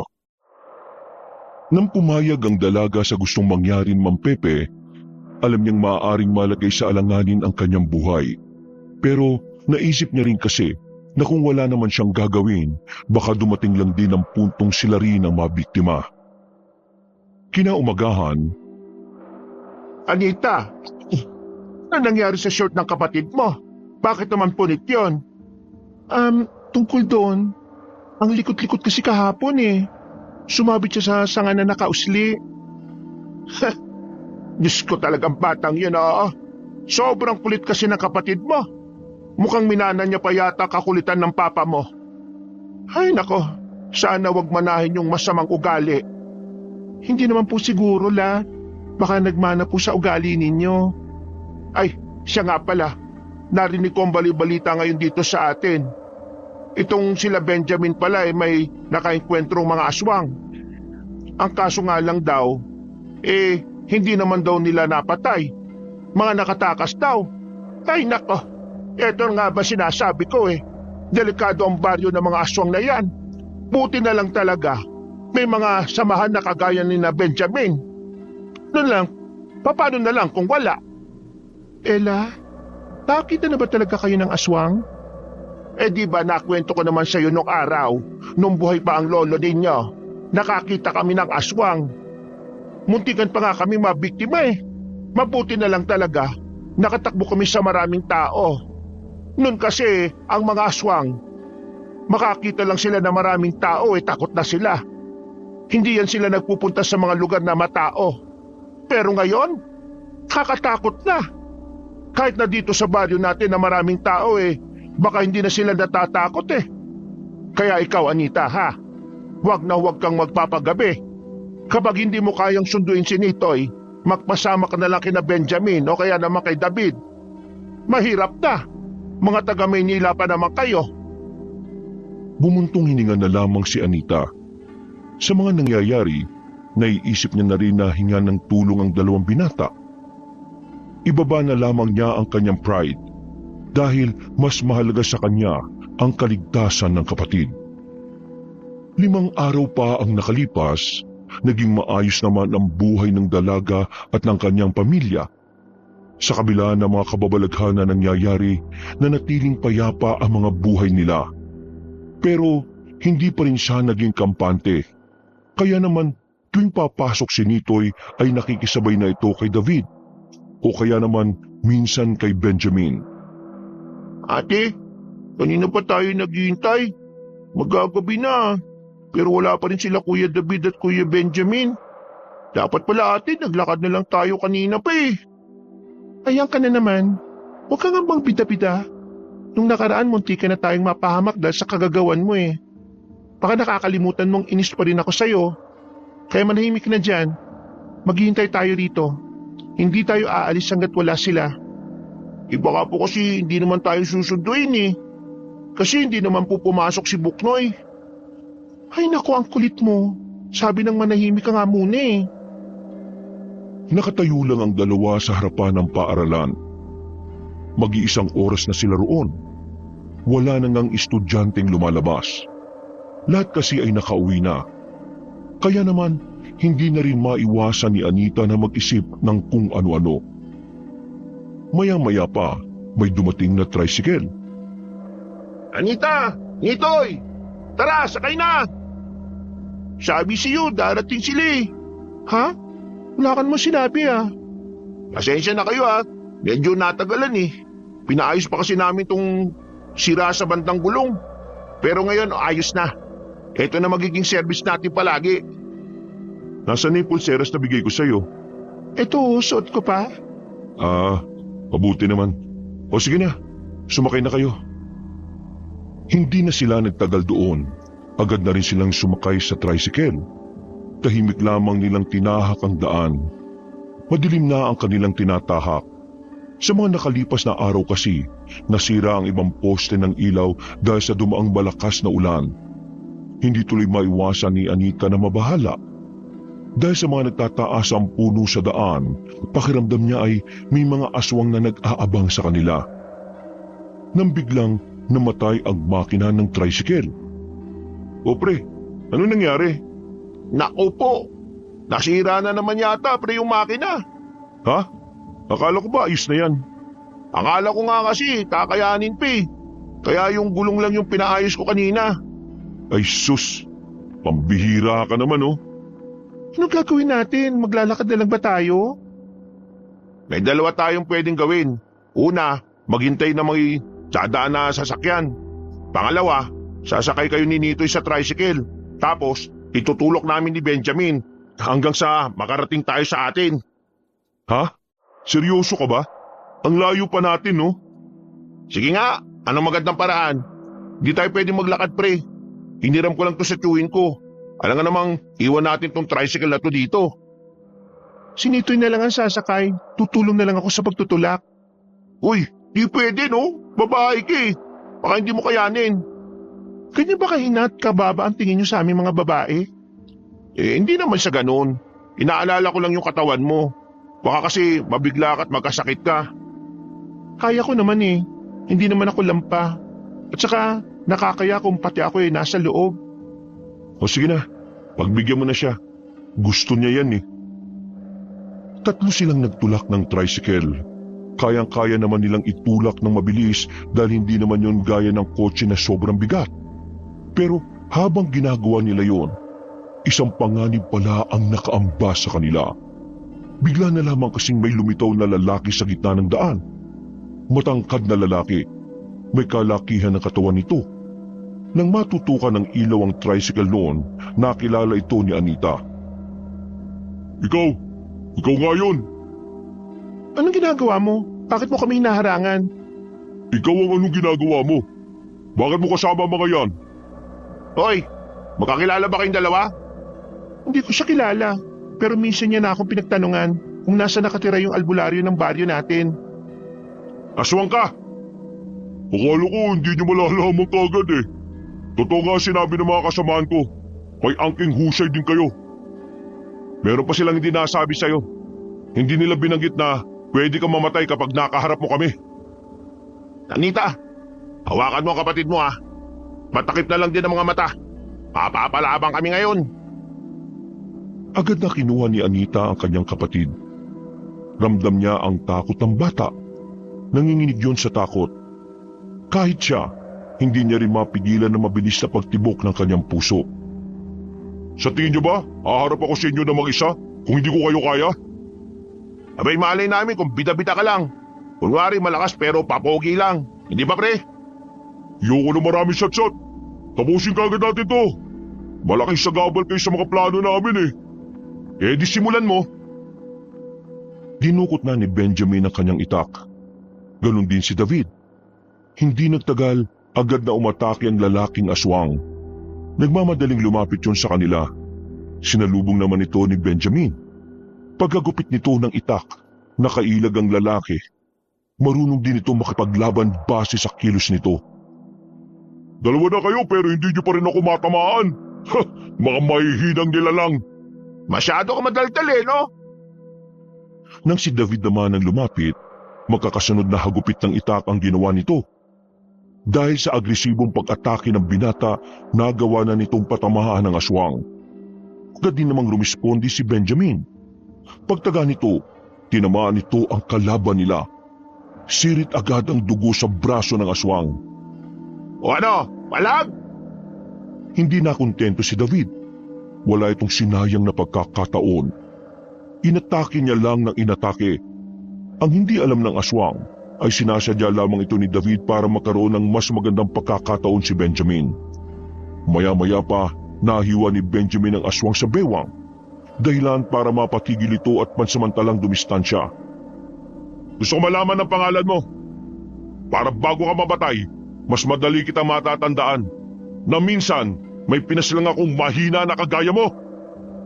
Dado pangalan ko. Dado ang pangalan ng aswang na papaslang sa'yo. Muling lumusob si Benjamin. Pero sa pagkakataong ito ay tila biglang lumakas ang kalaban nila. Bumilis din ang kilos nito kumpara sa mga naunang minuto. Tinamaan ng suntok si David. Natumba agad ito dahil sa lakas ng kamao ng kalaban nila. Mabuti na lamang, agad na nakaresponde si Benjamin.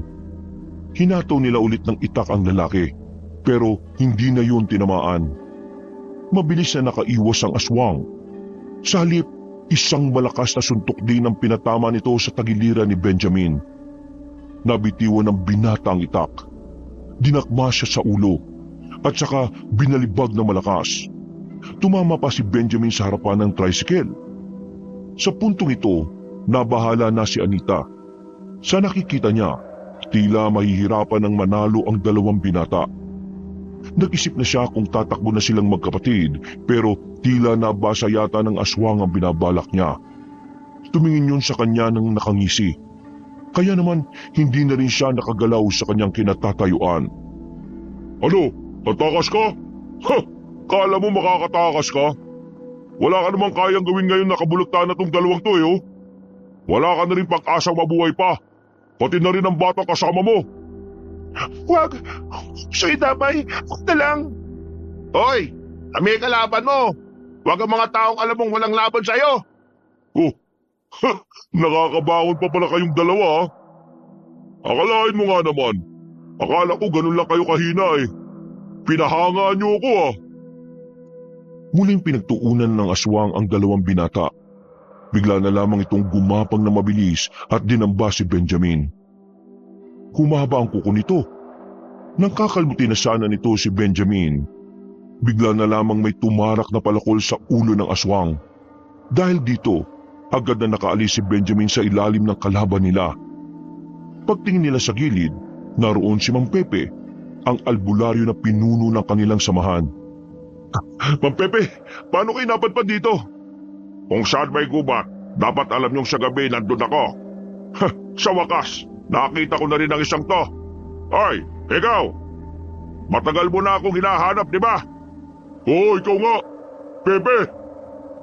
Gigewang-gewang na ang aswang. Napuruan ito ng palakol sa ulo. Pasensya ka na at hindi tayo nagkaroon ng matinong laban. Inabutan kita sa ganitong paraan. Pero bagitong aswang ka pa. Hindi ko ang gusto ko makaharap. Nasaan ang amo mo? Hindi na sumagot ang aswang na si Dado. Tumawa na lang ito hanggang sa tuluyan na nga itong bumagsak at malagutan ng hininga. Napailing na lamang si Mang Pepe. Kayong dalawa naman, ang tagal nyo na sa sabahan, hindi nyo malang inayos tong laban. Kung kaninin nyo pa binira sa ulo yan, edi patay na yan. Masyado kasi siyang mabilis kanina. Pasensya na ho. Walang magagawang pasensya. Ang mahalaga, ligtas na kayo. Napatay natin ang kanang kamay ni Efren. Teka, kasama niyo pala magkapatid. Anita, ayos lang ba kayo? Opo, ayos lang po kami. Kinabahan lang po kami kasi akala ko makakain na kami ng mga aswang. Huwag ka mag-alala, ligtas ka na. Patay na ang aswang na ito. Ate, uwi na po tayo. Natatakot na po ako eh. Baka mamaya kainin tayo ng mga aswang. Nitoy, wala ka nang dapat nang ikatakot. Makakauwi na tayo ng ligtas. Ay sige na, sumakay na kayo. Sira ho yung tricycle na yan eh. Kailangang itulak. Napapailing na lamang ang matanda. Itinulak na lamang nila yon. Halos 2 oras silang nagtulak.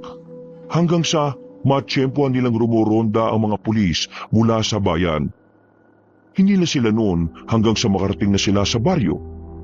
Pag-uwi nila, hindi na nagdalawang isip sila Benjamin at David na ipagtapat kay Aling Linda ang mga nangyari. Hindi makapaniwala matandang babae. Alalang-alala ito sa 2 nitong apo. Diyos ko, buti naman at nakaligtas kayo. Benjamin, ano gagawin natin ngayon? Matatalo niyo ba mga aswang? Baka naman dito sila manggulo sa atin. Paano tong 2 apo ko? Huwag po kayong mag-alala. Bukas din ng gabi, lulusubin na namin ang mga aswang. Bago pa sila makarating dito, uubusin na namin sila. Magtiwala po kayo sa amin. Ililigtas po namin ang baryong ito. Napailing na lamang ang babaeng si Anita. Hindi niya kasi inakala na magiging ganito ang takbo ng buhay nila. Tinakasan nila ang magulong buhay sa Maynila, pero mas mapanganib naman ang dinadanas nila. Ganun pa man, sinubukan na lamang ng babae na maging positibo. Kinabukasan ng umaga, kumalat na agad ang nangyari. Nagsilbing babala ang pangyayari sa lahat ng residente. Kaya ang karamihan sa kanila, hindi na muna pinapasok ang mga anak sa eskwelahan. Ganon din naman ang ginawa ni Anita kay Nitoy. Mas pinili niyang manatili na lamang ang kapatid sa kanilang bahay kaysa malagay na naman sa alanganin ng buhay nito. Pasensya ka na, Anita. Kailangan mo makita itong ginagawa namin. Hindi ka ba natatakot sa mga nandito kasi puro patalim ang hawak naming lahat? Hindi naman ako ignorante. Naghahasa din naman ako ng patalim kapag naghihiwa ako ng sibuyas. Kaya ayos lang naman. Nagpunta ako rito kasi meron akong gustong itanong. Oy, bakit? Ano ba yung tatanong mo? Pwede niyo pa akong turuan na humawak ng pana? Gusto ko makapatay din ng aswang eh. Para naman hindi ko mararamdamang pabigat lang ako kapag kasama niyo ako. Mabuti naman at naisip mo rin yan. Pero dahil gusto mo matuto, wala namang problema. Tuturuan kita ngayon din. Oh, nagkusang loob na si Benjamin ha. Patusin mo na. Minsanan lang yun maging mabait sa ibang tao. Isa lang ang gusto ko sa tinuturuan ko. Ayaw ko na masyado mareklamo. Madali akong mairita sa ganun eh. Hindi na lamang kumontra ang dalaga. Hindi nagtagal ay isinama na rin ni Benjamin ang dalaga. Humanap sila sa malapad na katawan ng puno kung saan naroon ang mabilog na kahoy. Yun ang nagsisilbing target nila. Bakit pa nang gusto mo? Bakit ayaw mo nang itak? Hindi ko kasi alam kung kaya ko ba makipagharapan eh. Tumangon na lamang si Benjamin. Nang simulan na nila ang pag-aaral sa pag-asinta, hindi naman nahirapan si Benjamin sa dalaga. Marunong makinig ang babae. At kahit hindi pa ito nakakatama sa gitna, masasabi ng binata na kahit papaano may potensyal si Anita sa bagay na yon. 3 oras ang nakalipas, natapos na rin ang pagsasanay nila. Nangalay ang braso ng dalaga at nakaramdam na rin ng gutom. Maraming salamat Benjamin ah. At pasensya na rin pala kung ano man ang mga nasabi ko noong unang beses tayo nakita. Wala yun. Aminado rin naman na mali yung mga sinabi ko. Hindi ko dapat sinisisi ang mga babaeng nababastos dahil lang maikli ang suot nila. Natutunan ko na ang bagay na yon. At hindi na ganun ang pananaw ko. Mabait ka naman pala eh. Siguro, bawas-bawasan mo na lang yung pagsimangot mo. Mas nakakabata kapag lagi ka nakangiti. Matapos yun, Umuwi sila sa kanila para magpaalam sa lola niya. Halos mangiyak-ngiyak ang matandang babae nang malaman na kasama siya sa sasabak. Sinubukan siyang pigilan ng matanda, pero buo na ang kanyang loob. Sasama siya sa mga manunugis para sa ikatatahimik na kanilang lugar. Paano kung may mangyaring masama sa'yo roon? La, magtiwala lang kayo sa akin. Nag-aral ako kanina kung paano humawak ng pana. Tinuruan ako ni Benjamin. Walang mangyayari masama sa akin hanggat kasama ko sila. Hindi naman kasi natin alam kung anong mangyayari mamaya eh. Kayo na mismo nagsabi na baryo ng mga aswang ang pupuntahan ninyo. Ibig sabihin, marami ang mga naroon. Kakayanin niyo bang lahat yon? Diyos ko, bakit ba ito nangyayari sa atin? Hinawakan ng dalaga ang magkabilang pisngi ng kanyang lola. Ngumiti siya na malapad. Pinapakita niya na handang-handa siya sa mangyayari kahit na ang totoo ay natatakot din siya. La, pinapangako ko, babalik ako dito. Kailangan ko lang talagang gawin ito para makatulong ako para sa baryo natin. Tumangutango na lamang ang matandang babae. Maya-maya pa'y dumating na rin sina Benjamin kasama ang iba pang miyembro ng samahan. Ipinaalam nila ang babae kay Aling Linda. Hindi nagtagal, sinimulan na rin nilang umalis. Makalipas lang ang kalahating oras, nakita na rin ni Anita ang daanan patungo sa sinasabi niyang baryo. Pinangunahan ni Mang Pepe ang paglalakad. Itinuro naman agad ng dalaga kung nasaan ang tamang daan. Maraan silang kumilos nang makita na nga nila ang baryo ng mga aswang. Wala pang nangyayari. Ramdam na ni Anita ang tensyon. Iandaan niyo mga pana ninyo. Unang atake natin ay mga palaso. Pag naubos, haharapin na natin sila. Kanya-kanyang hugot ng palaso ang mga manunugis. Sumabay na rin sa mga yon si Anita. Pinilit niyang ibanat ang lagayan ng palaso. Itinutok sa isang aswang na medyo malapit. Pagsenyas ni Mang Pepe, sa kanila binitiwan ng palaso. Tumama ang lahat ng palaso ng mga manunugis. Maliban na lamang kay Anita na hindi man lang umabot sa inaasinta niya. Pero hindi siya tumigil hanggat hindi siya nakakatama. Bumunot lang siya ng bumunot.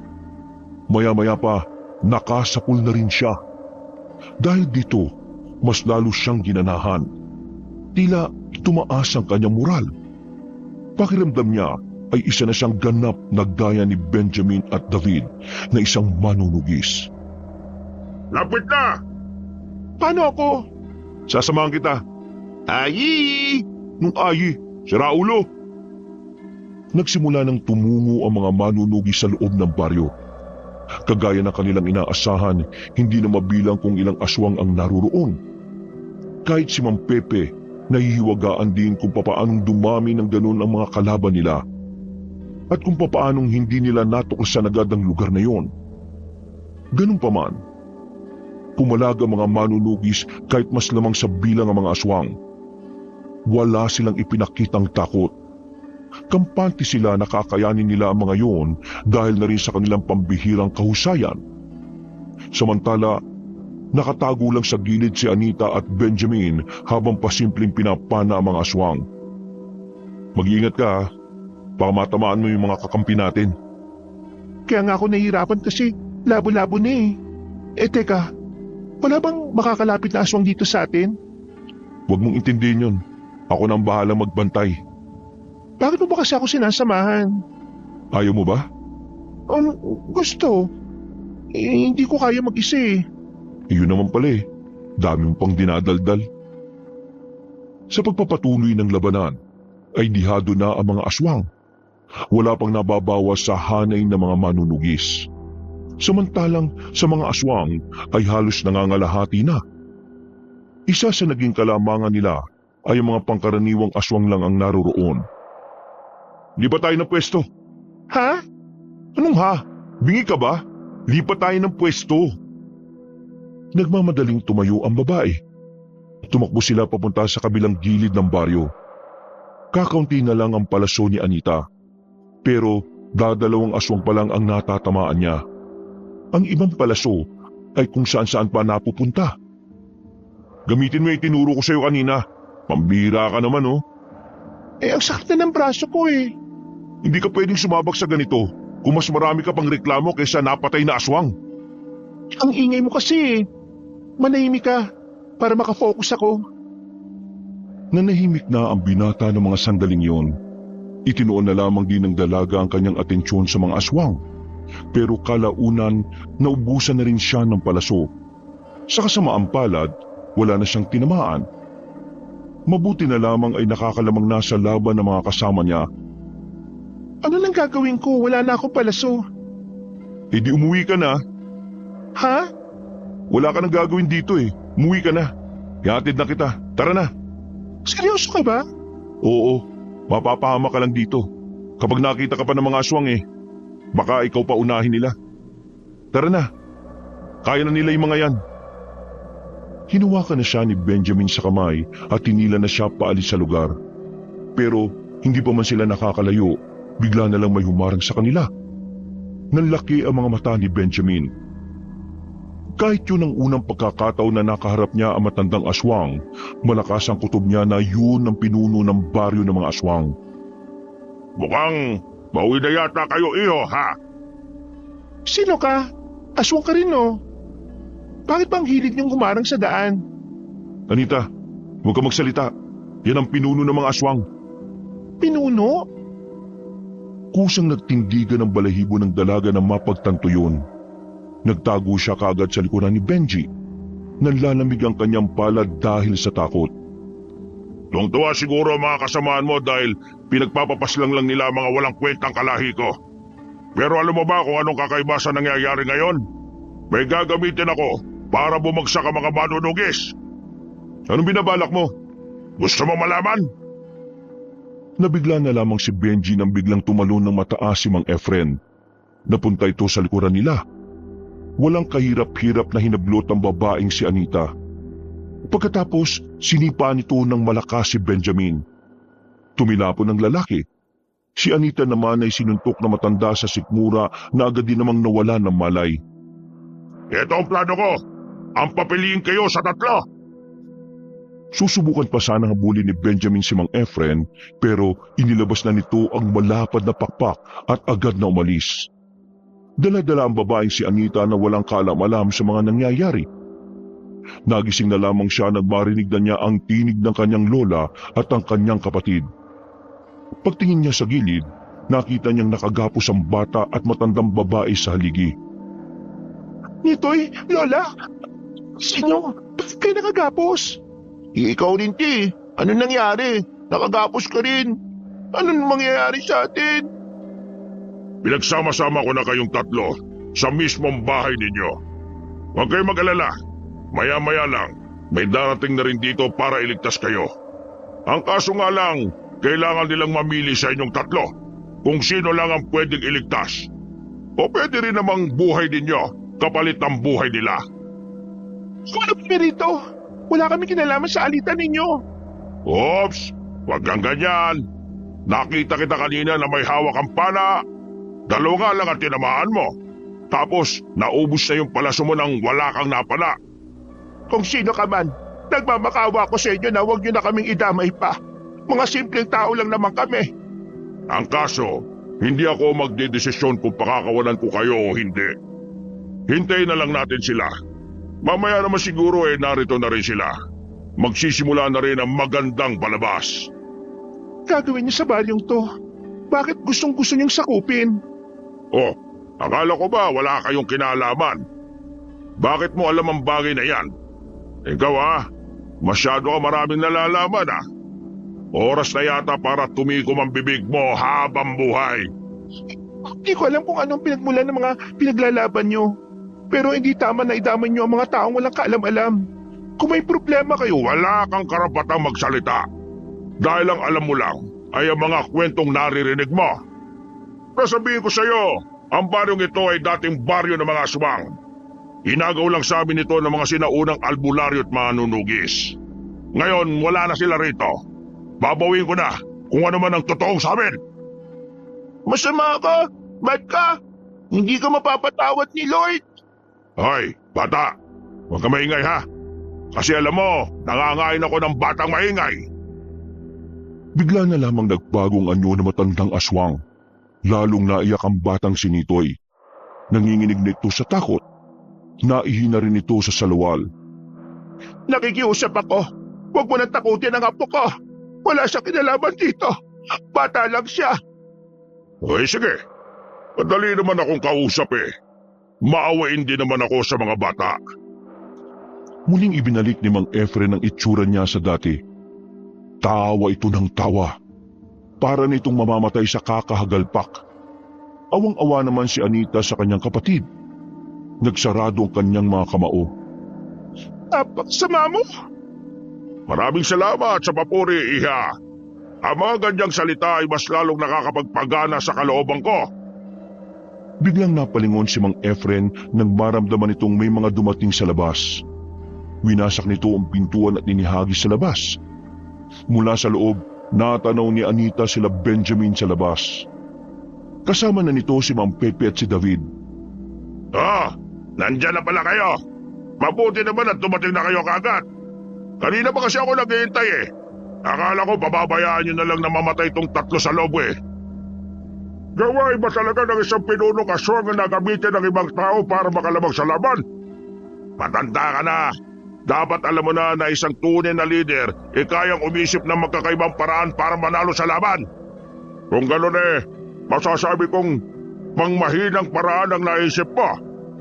Sige, sabihin na nating mahina. Pero ito ang problema natin ngayon. Mamili ka, buhay mo o buhay nilang tatlo. Sinasabi mo bang pakakawalan mo sila kung sasama ako sa'yo? Sasama sa akin. Pakakawalan ko lang sila kapag napatay kita ngayon. Ikaw lang naman ang problema ko eh.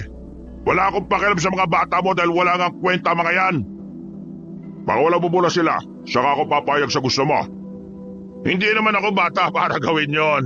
Ikaw ang lumapit sa akin, saka ako sila pakakawalan. Huwag tayong maglukuhan dito. Kung ganyan ang gusto mo mangyari, wala tayong mapapala kasi hindi ako magtitiwala sa iyo. Kung patayin ko na lang kaya sila, kaya niyo bang makita na mga nakakalat ang mga laman loob nila? Natigil ang kanilang pag-uusap nang maramdaman ni Mang Efren na may paparating na palaso sa kanyang direksyon. Pinukulan na pala ito ni David na nakatago sa di kalayuan. Pero sa kasamaang palad, nasalo na matandang aswang ang palaso. Kinuha naman ni Mang Pepe ang pagkakataong yon para tagain si Mang Efren. Tinamaan niya yon sa dibdib. Sa puntong ito, napadistansya na ang kalaban sa mga sandaling yon. Mabilis namang tumakbo si Benjamin sa loob ng bahay para pakawalan sila Anita. Kailangan ko kayong alisin dito. Saan tayo pupunta? Anong gagawin natin? Basta, kailangan niyong lumayo. Natanggal na rin ni Benjamin ang kanilang pagkakatali. Wala silang sinayang na pagkakataon. Habang kinakalaban ni Mang Pepe ang pinuno ng mga aswang, agad na rin silang tumakbo sa likod ng bahay. Sa daan ay sinalubong naman sila ni David. Ito tayo, dali! Binuhat na ni Benjamin ang batang si Nitoy, habang si David naman ang bumuhat sa matanda.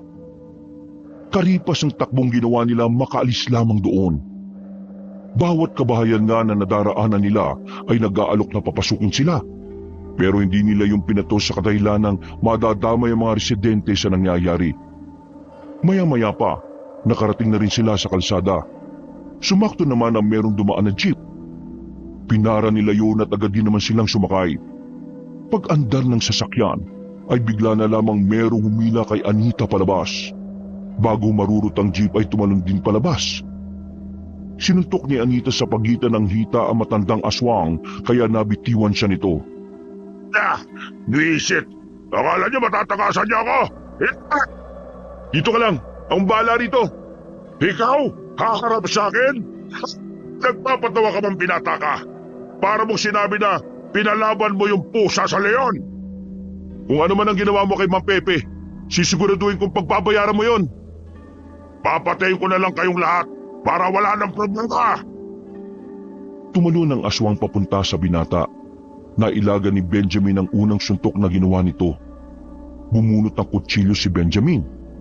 Nang makakuha ng tamang pagkakataon ay agad niyang sinaksak ito sa tagiliran.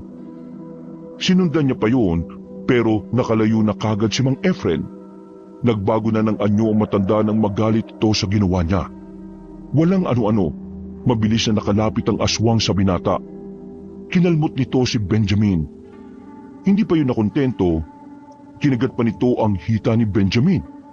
Buti na lamang ay nagawa nitong tusukin si Benjamin sa mata, kaya kahit na papaano ay nagkaroon siya ng pagkakataong makabangon.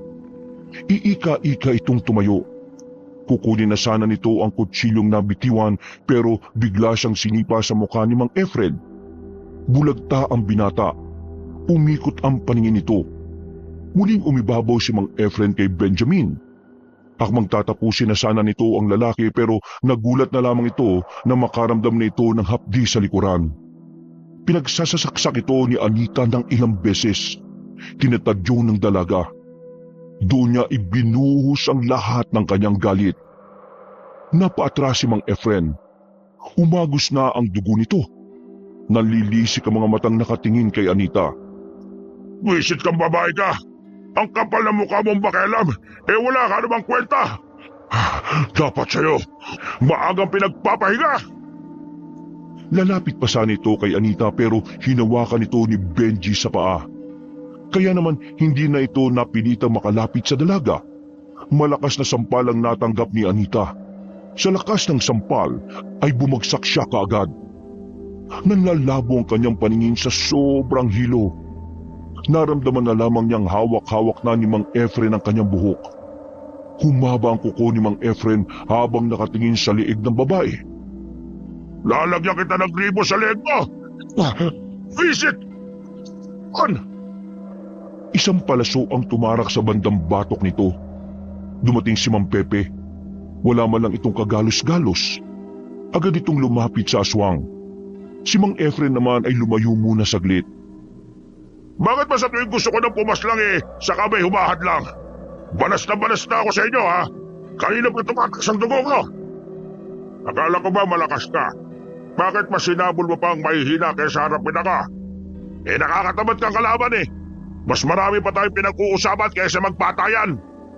Kung patayan ang gusto mo, pwede naman natin ituloy ngayon. Binunot na ng matandang albularyo ang mahaba nitong itak na kinakalawag na ang patalim. Umorma na si Mang Pepe. Napangiti na lamang si Benjamin nang makita yon. Alam kasi ng binata na kapag gano'n na ang tindig ni Mang Pepe, seryosong-seryoso na ito sa laban. Si Anita naman, bagamat malinaw na ulit ang kanyang paningin, hindi pa rin siya makatayo. Nakikita niya ang mga nangyayari pero wala siyang magawa. Parang panandali ang nakomatos ang kanyang katawan. Benjamin, Anita, igaganti ko kayo sa siraulong ito. Manood na lamang kayo at magpahinga. Tingnan natin kung tumagal ka sa akin. Babalasahin kita, makikita mo! Parang mabangis na hayop na lumusob si Mang Efren.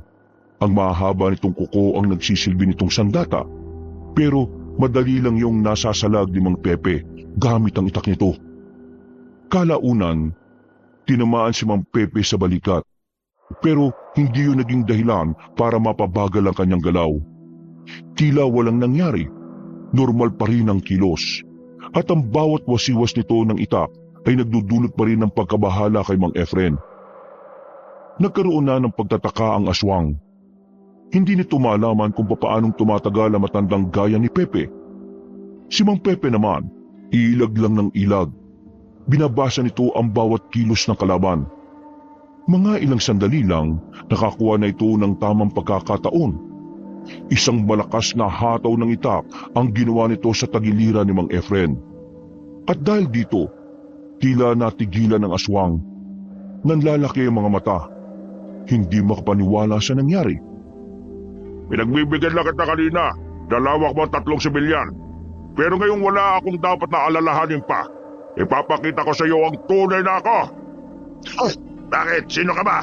Isa ka ba sa anak ng mga sinaunang manunugis na nagnakaw sa baryong ito? Oo. Ako ang isa sa anak nila. At hindi nila ninakaw ang baryong ito. Kayo ang unang nagpalaya sa mga taong naririto noon. Binawi lang ng mga ninuno namin ng lupain ito. Kasinungalingan! Magmamayari ng mga aswang ang baryong ito. Hindi ko sa inyo. Wala na akong pakialam kung anong gusto mong paniwalaan. Ang malaga na lang sa akin ay narito ako para pigilan ka sa mga pinaplano mo. Bigla na lamang lumundag ang matandang aswang papunta sa kinahihigaan ni Anita. Sa puntong ito, nagkaroon na naman ng kahinaan si Mang Pepe. Masyado itong nalibag sa pakikipag-usap. Hindi na nito namalayan na ang distansya lang pala ng dalaga sa aswang ay malapit lang. O ano? Hindi ka yata makapagsalita. Bakit? Takot ka bang mapahamak siya? Duwag! Isa ka malaking duwag! Manahimik ka dyan! Wala kang ibang gagawin dito kundi ang maging kapalit ang buhay niya. Ngayon, albularyo, mamili ka ulit! Ikaw o ang buhay nitong babae na ito? Mang Pepe, hayaan mo ako! Piliin mo ang sarili mo! Tuso talaga ang mga aswang kahit na kailan. Pero para sabihin ko sa iyo, hindi mo ako mapapaslang kahit gamitin mo pa sa akin ang babaeng yan. Ha! Sinasabi mo bang mas pipiliin mo ang sarili mo kaysa sa kanya? Mismo! Anong klaseng pinuno ka? Siya na rin naman ang nagsabi, di sige. Sige! Akala mo hindi ko itutuloy? Manood ka! Nang dadakmay na ni Mang Efren ng dalaga si Leeg, ay bigla na lamang itong nakaramdam ng sakit ng ulo. Nabitiwan niya ulit ang babae. Napahawak pa matandang aswang sa ulo niya na sobrang sakit. Anong nangyari sa akin? Hindi ko suot ang pulseras kanina kaya mo kong hawakan. Pero ngayon, pasensya ka na lang. Kung kanino mo pa sana sinuot yan, di sana hindi ka nabitbit. Pasensya na. Akala ko kasi kasama kita sa lahat ng oras kanina eh. Kaya naging kampante ako na hindi suotin to. Katangahan yan. Pambira ka naman oh. Natuon ang atensyon nila kay Mang Efren. Hilong-hilo pa rin yun dahil sa pulseras na proteksyon ni Anita. Hindi na nagsayang ng oras si Mang Pepe. Mabilis itong tumakbo palapit at saka itinarak na ang itak sa tiyan ng aswang. Pero nagawa pang makapalag ni Mang Efren. Hinawakan nito si Mang Pepe sa balikat. Pinisil nito ng madiin ang parting yon. At sa puntong ito, nakaramdam na rin ng sakit ang albularyo. Hindi ako papayag na ako lang ang mamamatay. Isasama kita sa Managinip ka ng gising. Mauna ka na ron. Sa langit ang destinasyon ka. Buong puwersang mas ibinoon ni Mang Pepe ang itak. Paghugot niya, tumagas ang dugo mula roon. At kahit natakpan nito ng malapad itong palad ang tama nito, malakas pa rin bumubulwak ang pulang likido. Totoo ba ito? Totoo bang natalo mo ako? Anong nangyari? Hindi ka pa nananaginip. Lahat ng nararamdaman mo ngayon ay totoo. At lahat ng yan ay dahil sa kasamaan mo. Hindi ako papayag na hindi makabawi sa baryong ito. Kalaban ako hanggang sa... Nadapa na ang matandang aswang. Sinusubukan itong makabangon pero kapag naitutukod na nito ang isang tuhod ay muli itong bumabagsak. Maya-maya lang din ay nalagutan na rin ng hininga ang pinuno ng mga aswang. Benjamin, Anita, natalo na natin siya. Magaling ang ginawa niyong katapangan, lalong-lalo ka na Anita. Masyado mo kong pinahaga ngayon. Mang Pepe, yung katawan ko, bakit hindi ko maigalaw? Huwag ka mag-alala, akong bahala sa'yo. May babalik ko rin ang lakas mo. Benjamin, kaya mo pa bang tumayo? Oo, ako nang bahala kay Anita. Ako na bubuhat. Pabalik na mga kasamahan natin. Pagbalik nila, ideklara na natin ang pagkapanalo natin mga manunugis. At susunugin natin ang lahat ng mga bangkay ng mga aswang. Matapos ang laban na yon, agad na dinala si Anita sa bahay ni Mang Pepe. Mayroong mga pinainom sa kanyang halamang gamot. Mga likidong nagbabalik umano ng mga enerhiyang nawala. O mga lakas ng ugat na naapektuhan dahil sa pagkakaalog ng ulo. Umaga na nang maging maayos ang pakiramdam ng dalaga. Nakabalik na rin ang kanyang lola at kapatid. Anong nangyari? Ayos ka na ba? Ayos lang ako. Nasaan si Nitoy? Bakit hindi niyo kasama? Naroon, kasama ni David. Pinakain ko na muna kasi gutom na raw siya eh. Mahusay po ba ako? Diyos ko naman, oo naman. Muntik-muntikan ka na nga mamatay eh. Mabuti naman at nagkabalay ka na pala. Naigagalaw mo naman na maayos sa katawan mo. Opo, Maraming salamat po sa inyo. Salamat naman sa Diyos kung gano'n. Magaling ang ginawa mo, Anita. Hindi ka naman manunugis pero pinakita mong kaya mo rin protektahan ang pamilya mo at ang ibang tao. Napangiti na lamang na malapad ang babae. Tinulungan na lamang siya makabangon ni Benjamin at saka sabay na rin silang lumabas para mag-agahan. Sa mga sumunod na araw, unti-unti na rin naging maayos ang kanyang pakiramdam. Hindi na niya nararamdaman ang hilo. Kinakaya na rin niyang pumasok sa ekstrang trabaho. Matapos ang madugong labanan sa pagitan ng mga manunugis at aswang, naging panatag na rin ang kalooban ng mga tao. Mas naging maayos na rin ang pagtulog ng lahat.